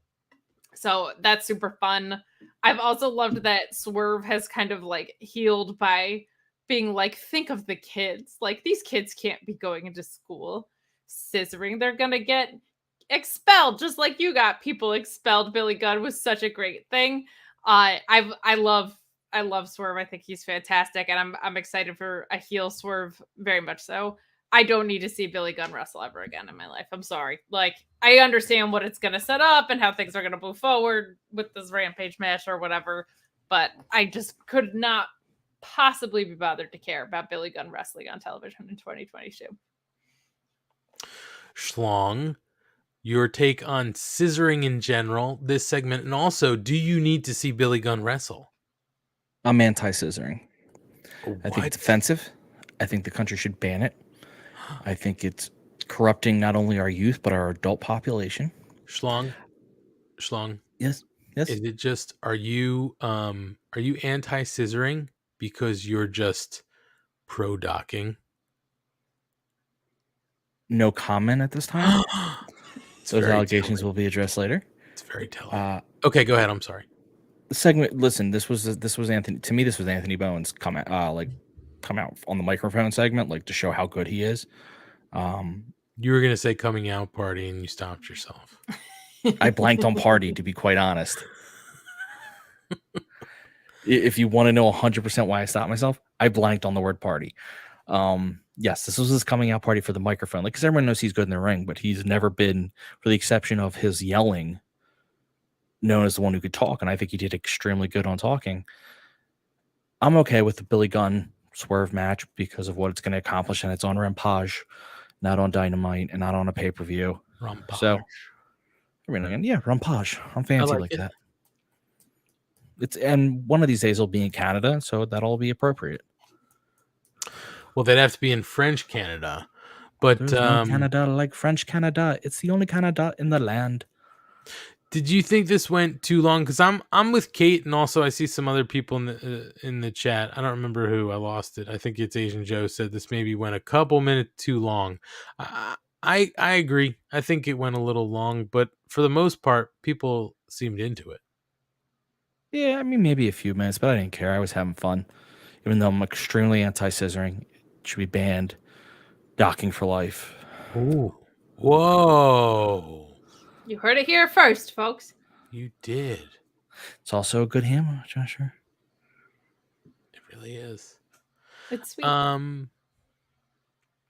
Yeah. I'm sorry. I was just going to keep moving on.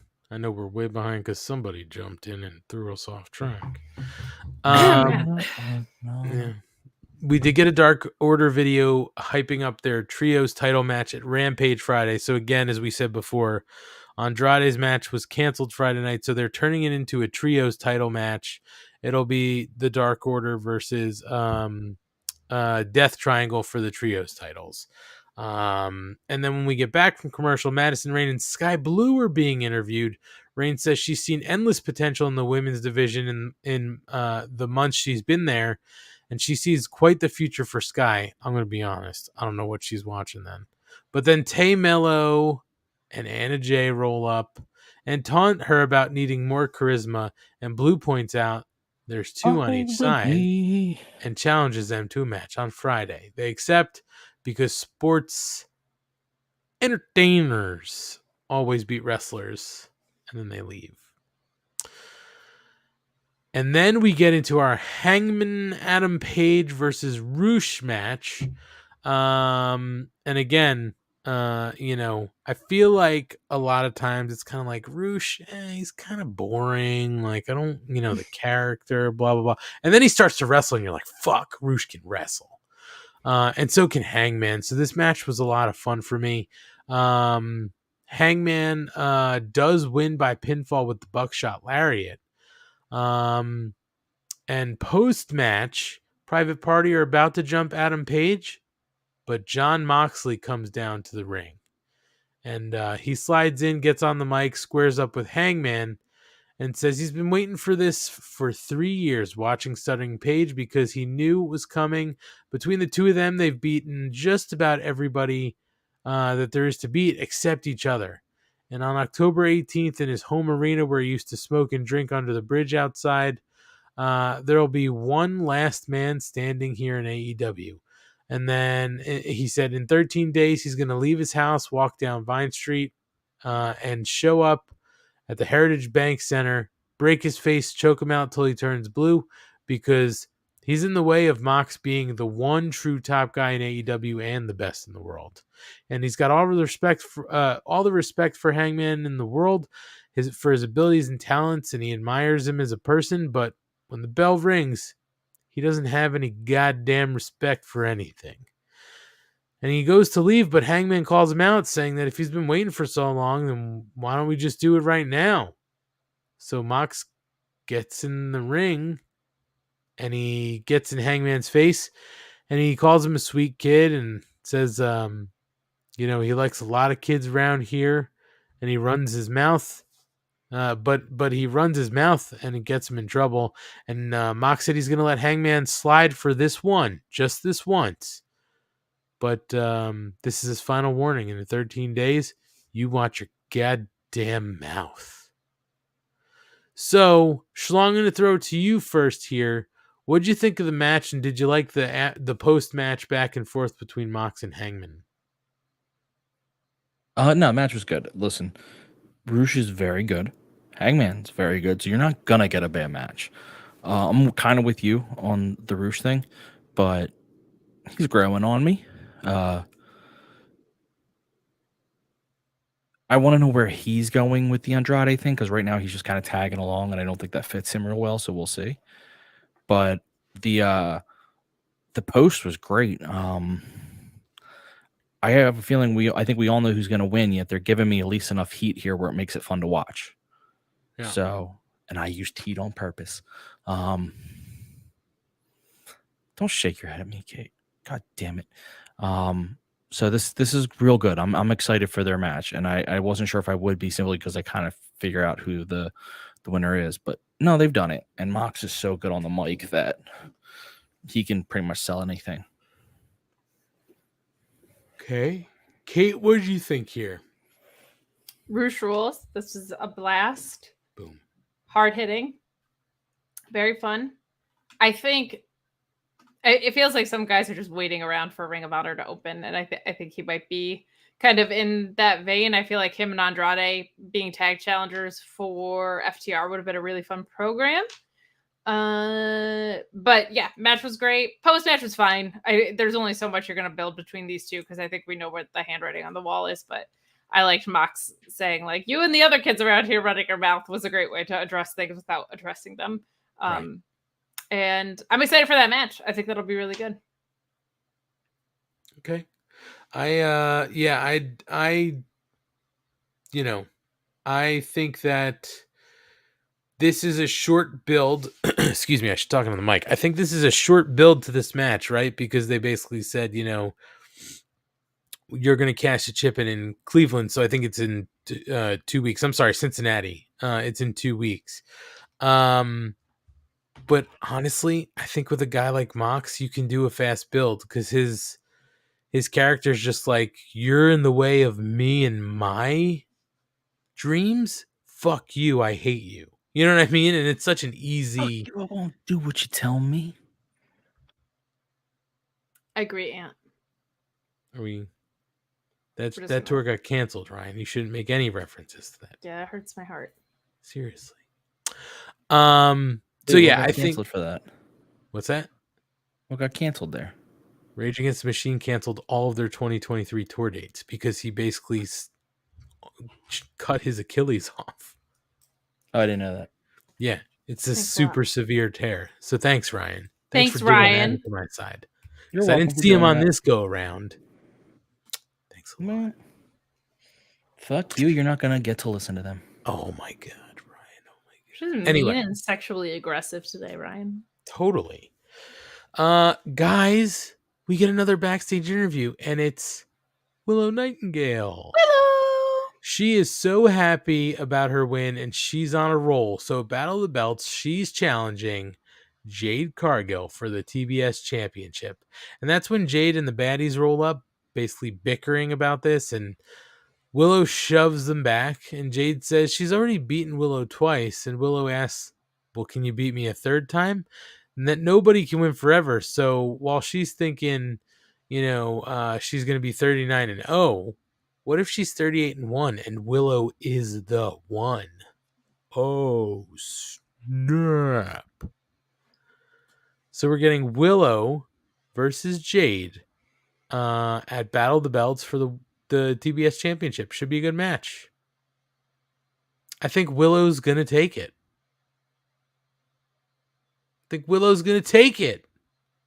I Have some faith. wish. Will the two of you talk? Have some faith. I mean, Jade's gonna do what she's doing till she's 50 and 0, I think, until Chris comes back. But I would love for that to be true. I think Willow she just is more over with every appearance. It's really awesome, and she's just been fantastic in the ring too. Like for the babe with the power, she also moves extremely well. So Yes. hopefully that'll be good. I feel like Jade does better when she's picking on people closer to her own size, at least like a little bit. So it's hard to get excited for a Jade Cargill match because I feel like we're just in a holding pattern. But I love Willow, so if Willow's on my screen, I'll take it. All right. Schlong, no chance Willow wins this. No, I just want her to get the graphic. That's all I care about that comes out of this. She can lose, but just get the graphic. Well, Roosh just got it, and he's been there for a while, so she's been there longer though. I know that, but and just she's saying. Cooler. And Roosh is pretty cool, but Willow is the coolest. Roosh is kind of douchey. I can't say that word. I'll get made fun of. What? Anything with an O. Cool, you can say, because it's not cool. I can say Q. Now you just sound like Cartman. Yeah. He said Q. Hey guys. You guys? Home. Oh, that also was hilarious with the scissoring day, is they said scissor me timbers, and all it made me think about was Mr. Garrison. Scissor me Xerxes. Yeah, scissor me Xerxes. Oh, scissor me timbers. Guys, we get Luchasaurus versus fucking Fuego del Sol. It is a squash. We don't even have to talk through anything. Luchasaurus wins by pinfall. Post-match, Jungle Boy runs in with a chair to get Luchasaurus off of Fuego del Sol. And he gets on the mic and says that the dinosaur was his best friend.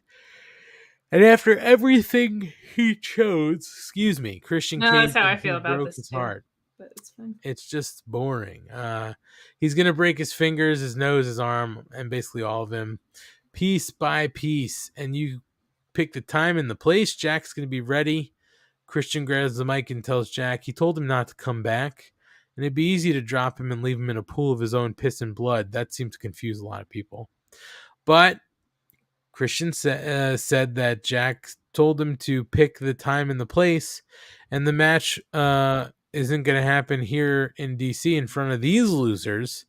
So the time is next Wednesday in Toronto, Ontario, Canada, which is Christian's hometown. It is his hometown.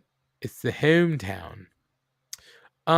So, again, this is really just like a build, right? I don't know if there's too much to talk about. Anybody want to talk about?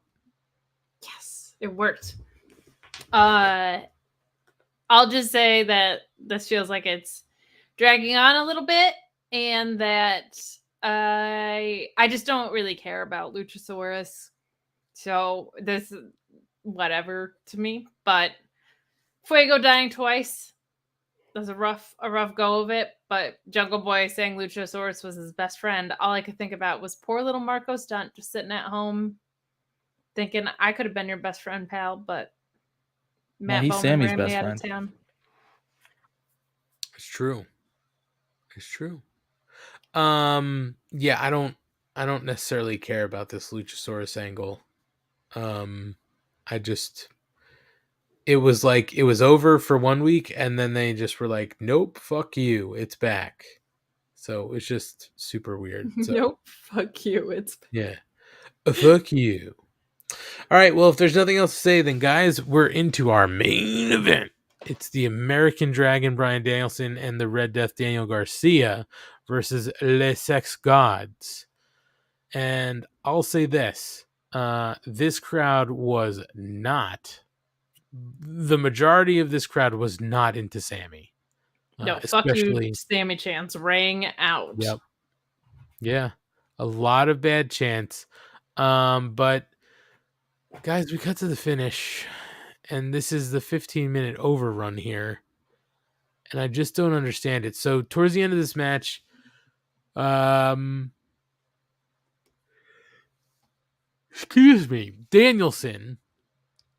this is why I am like I'm yawning here because the end of this match was so boring. Danielson winds up on the outside of the ring. He gets spine busted into the timekeeper's table, but it doesn't necessarily break the whole way. And then Jericho superplexes him through it. And Sammy's able to hit the knee, follow up with the GTH. He mounts on for punches. He tries for a shooting star press, but the knees are up. And Garcia is able to get him in a dragon tamer, but then Jericho is able to hit Garcia with the title belt. That's when Sammy leans in, and Les Sex Gods are able to win with a lateral press from Sammy Guevara on Daniel Garcia. And post-match, Jericho considers Garcia sort of like, well, not consider, that's the wrong word. Jericho sort of laments Garcia, because he's basically laid out in the ring, and we think he's not with with Jericho anymore, but nobody's really said it. So Jericho's looking a little sad, but he celebrates with his brothers and sisters in oh my god, the Jericho Appreciation Society, and that's the end of the show. So I think we talked about it and alluded to it enough. I hated this finish. But I don't think it was for heat. I think it was always going to end this way. So, Kate, let's throw it to you first. What do you think about this finish? Finish sucked for several reasons. This was to book heat, because if it wasn't to book heat, you just put Jake Hager in there and you agent the match differently. Like, it might have always been supposed to go this way, but you knew what you were getting into when you decided to do this. You have to call an audible there. You don't even have to take Sammy out of the match. You could just have Jericho get the pin. This was really fucking stupid on several levels. My guess is they're trying to set up Garcia and Sammy. I don't really have an interest in that at this point.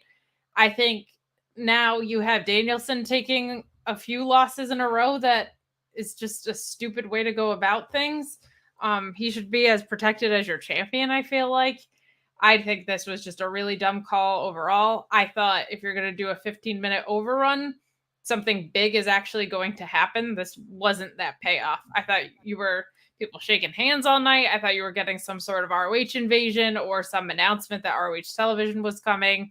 This just felt like a pretty decent match that Jericho won again. And Sammy, obviously, to close out the night. Like, there was nothing all that special about this. Like, this just kept the story going. So I didn't like it for a lot of reasons. I think you gotta start there.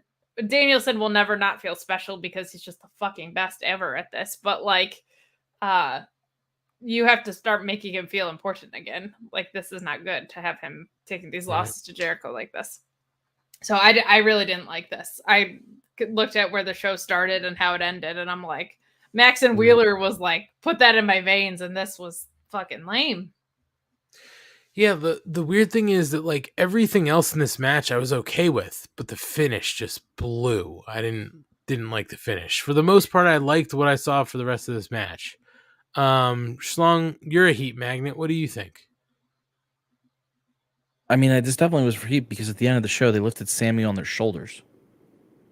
There was no reason to do that. That's not storyline at all. Like, that was 100% done with the intention of being like, fuck, whatever's going on. Match was good. The story gets played out after a while that they keep winning. Like, I get it, heel sheet. I'm all for heel sheeting. That's how they win. But when it just keeps happening in the same story, in the same ways, it eventually starts to become repetitive. Like, you have to change it up, and they haven't done that yet. And I thought, and I could be wrong, to me, the more interesting story is that Garcia wins with Danielson over Jericho and Sammy without cheating. I thought that was a better story than Garcia's just being pissed off that, I mean, there is a story that Garcia's pissed off Jericho, hit him with the belt, but I just think the better story is he won and he's like, look, I don't have to listen to you. But we'll see. I mean, it's just, I don't know. I'm ignoring, if we go solely on camera, I'm a Sammy fan. I think he does good work. I think he's a good wrestler. I like where his character eventually came out to be.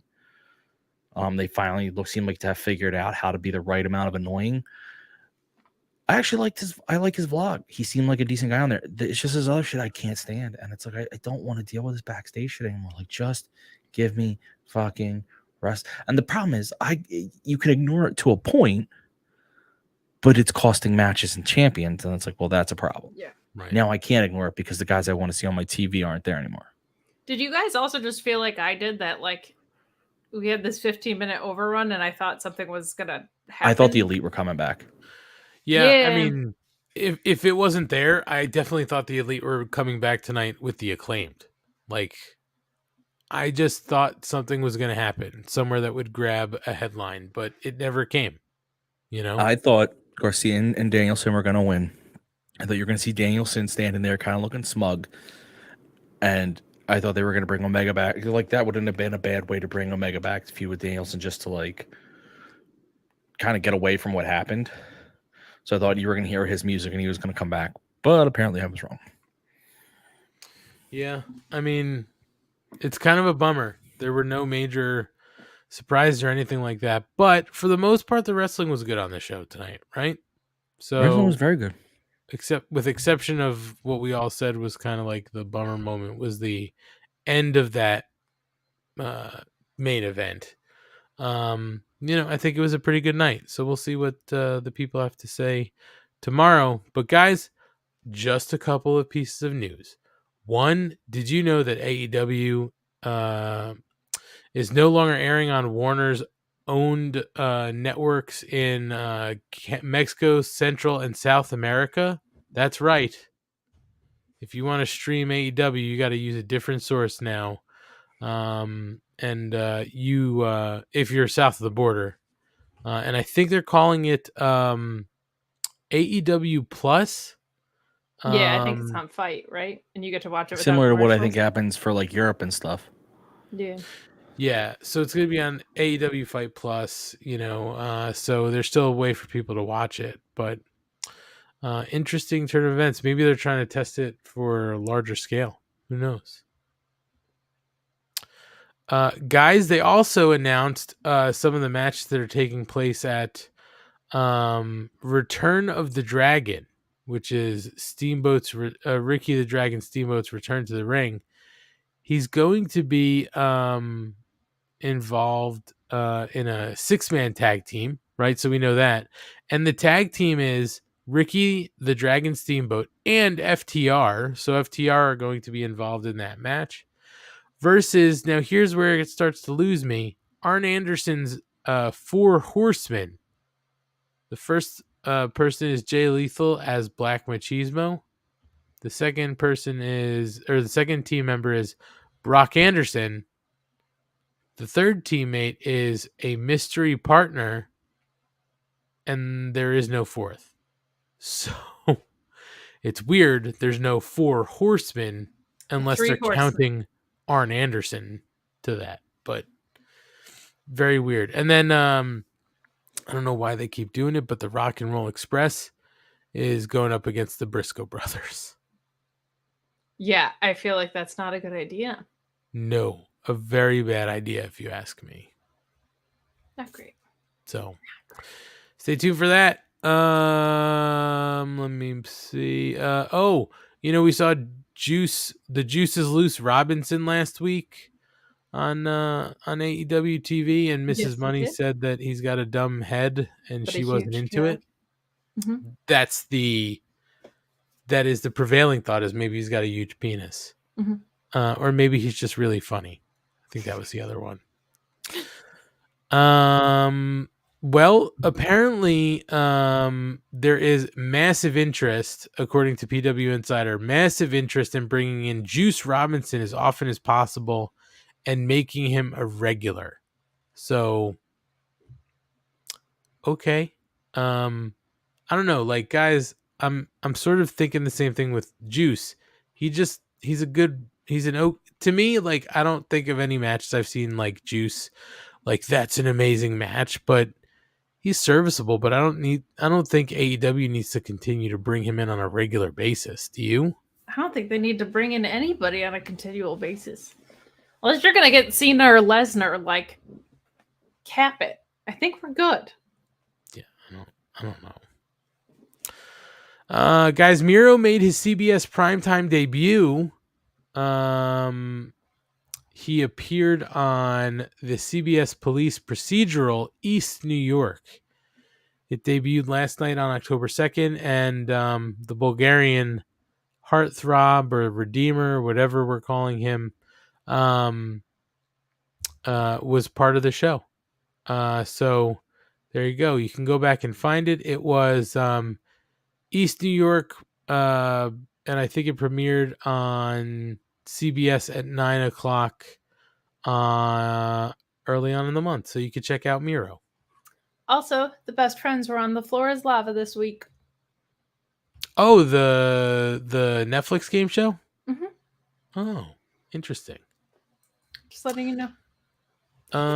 Let's see. We already talked about Andrade. Oh, Kate. I know you've been asking this question. Like, oh God, keep the women off TV. But the second question you always ask is, hey, and Schlong, back me up on this. The question Kate always asks is, hey, what happened to Dan Lambert? Because I really enjoyed him. Yeah. I miss him. And Less women, you're more wrong. Lambert is what I always say. The second question is, where's the bathroom? And then it's, where's Dan Lambert? Oh, I mean, half the time It's like she one- doesn't even need the bathroom. 1A, Please. 1B. You know what I mean? That's True. kind of like, yeah. So Lambert was on Insight with Chris Van Vliet, and he basically explained what happened.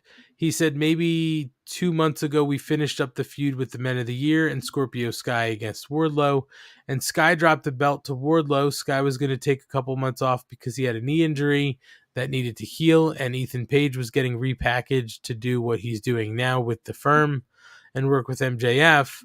So I thought it was a good time. Seemed like it was winding down. I felt like I was getting stale, even though the reactions were still good.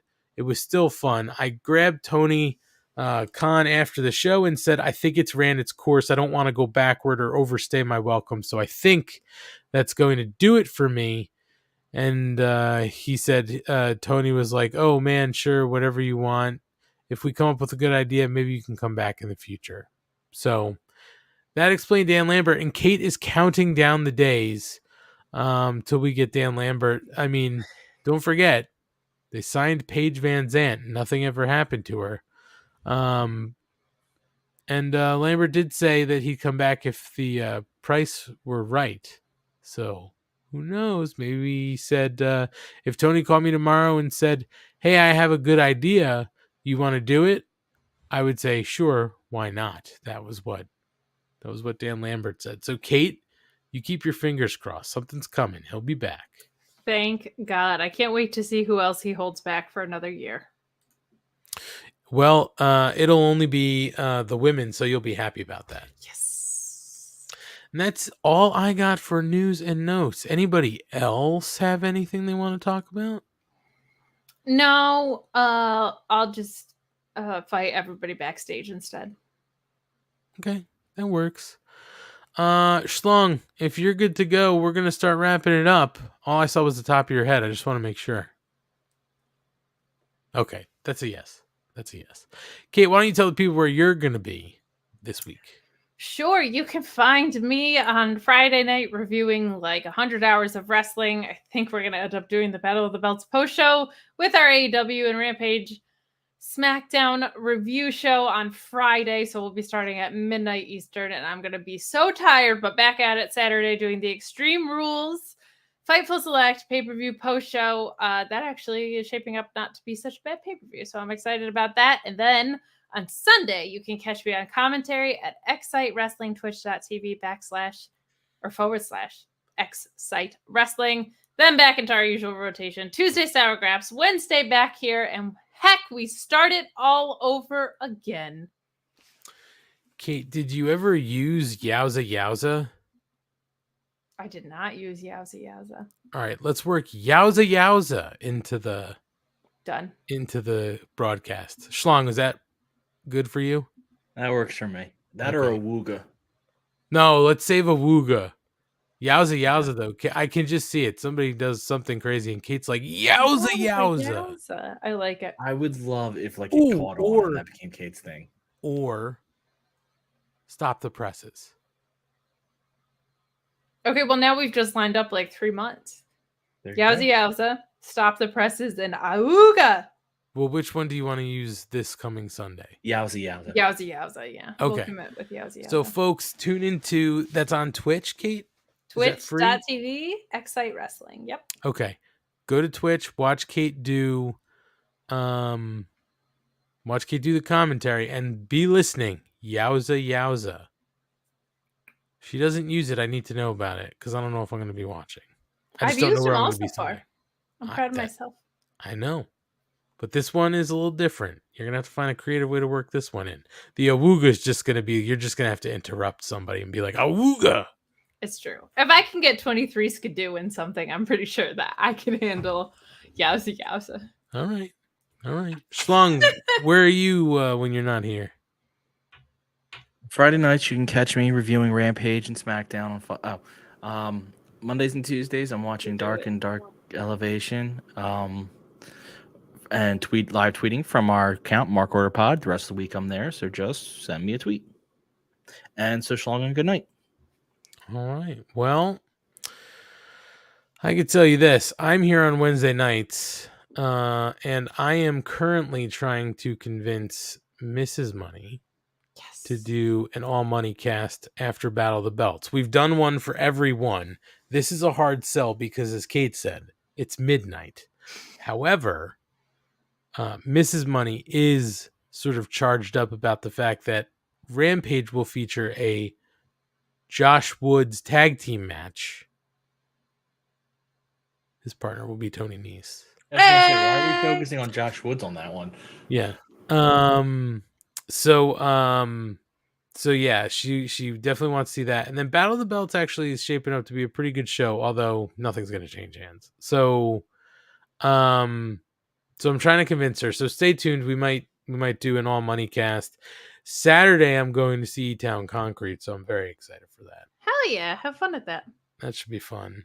And yeah, we'll be back next Wednesday, but I should also tell you, as I normally do, you can find us on all of our social channels, like Ryan said, on our Twitter, also our Instagram, our Facebook, our TikTok, our YouTube. All is at Mark Order Pod. And in all of those, you can get to our link tree. So if you're on our Twitter, hit the link tree. You can get links to all of our other social accounts and our YouTube page and all that. Most importantly, request those free stickers. Click the button. Send us your name, your full mailing address, and the country you live in. I'll send out some stickers. The other thing is you can subscribe to our the podcast feed. So if you watch us on YouTube live, we thank you. We love you for doing that. You guys should go do your podcast feeds and help subscribe, do whatever you can for us. And conversely, to the people who listen, we love you guys too. We hope you're subscribed and like us and review us or whatever on the podcast feeds. But why don't you head on over to that YouTube page, that newfangled thing called YouTube, and you can watch us in video form. In case you hear us talking about something, you're like, what the fuck was going on when Matt was on? You can tune into the video podcast to see what goes on, and they live there in the archives forever. So make sure you help us out. Subscribe. Other than that, we're going to be back next week. Next week is hey guys, next week we have to have a North of the Border celebration. It's the big Canada show. Ooh, yeah. So Schlong, North of the Border, figure the background out. If you need any props or anything like that, let's talk about taking some money out of petty cash from the Mark Order budget. Okay, I will take all of those $0. Excuse me. I have the petty cash budget. It's the Mark Order. First, I'm hearing of it. Well, what happened to your mic? Yeah, and your video. I think that means I don't know what's time going on. to go home. Oh boy. Well, tune in next week to see if Ryan wears a Canadian Mountie uniform to celebrate the first Canadian AEW Dynamite. That'll be here on Mark Order Podcast. Normal time, since we're not overrunning next week.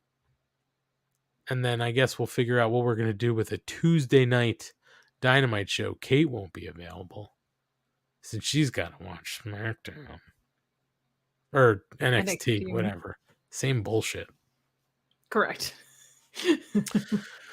Anywho, let's get out of here. We thank you all for listening tonight. Thank you to everybody in the chat as well. Sloanamite, Asian Joe, Gordon Post. Asian Joe, we'll see you tomorrow. Yeah, we're going to see you tomorrow, Asian Joe. Yeah, Asian Joe, they'll see you tomorrow. Asian Joe, by the way, Asian Joe making it like a big deal. Like, I don't know how you do it on this Eastern time. You're on Mountain Time, Asian Joe. It's not that far behind. Come on. Let's be serious. Stop being a prima donna. And I got to ask if that's why he came in like 3 days early, right? Like, oh, so I'm like feeling good, you know? Yeah. Anyway.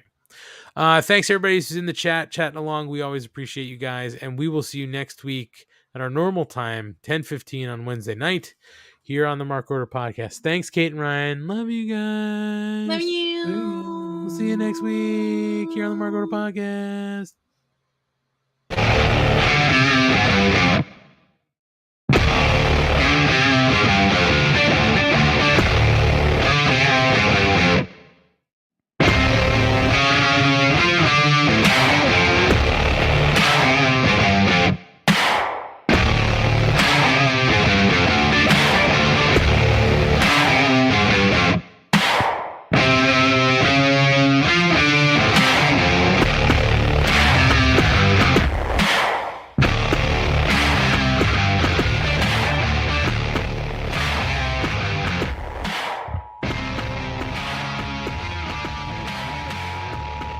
This concludes the Mark Order Podcast.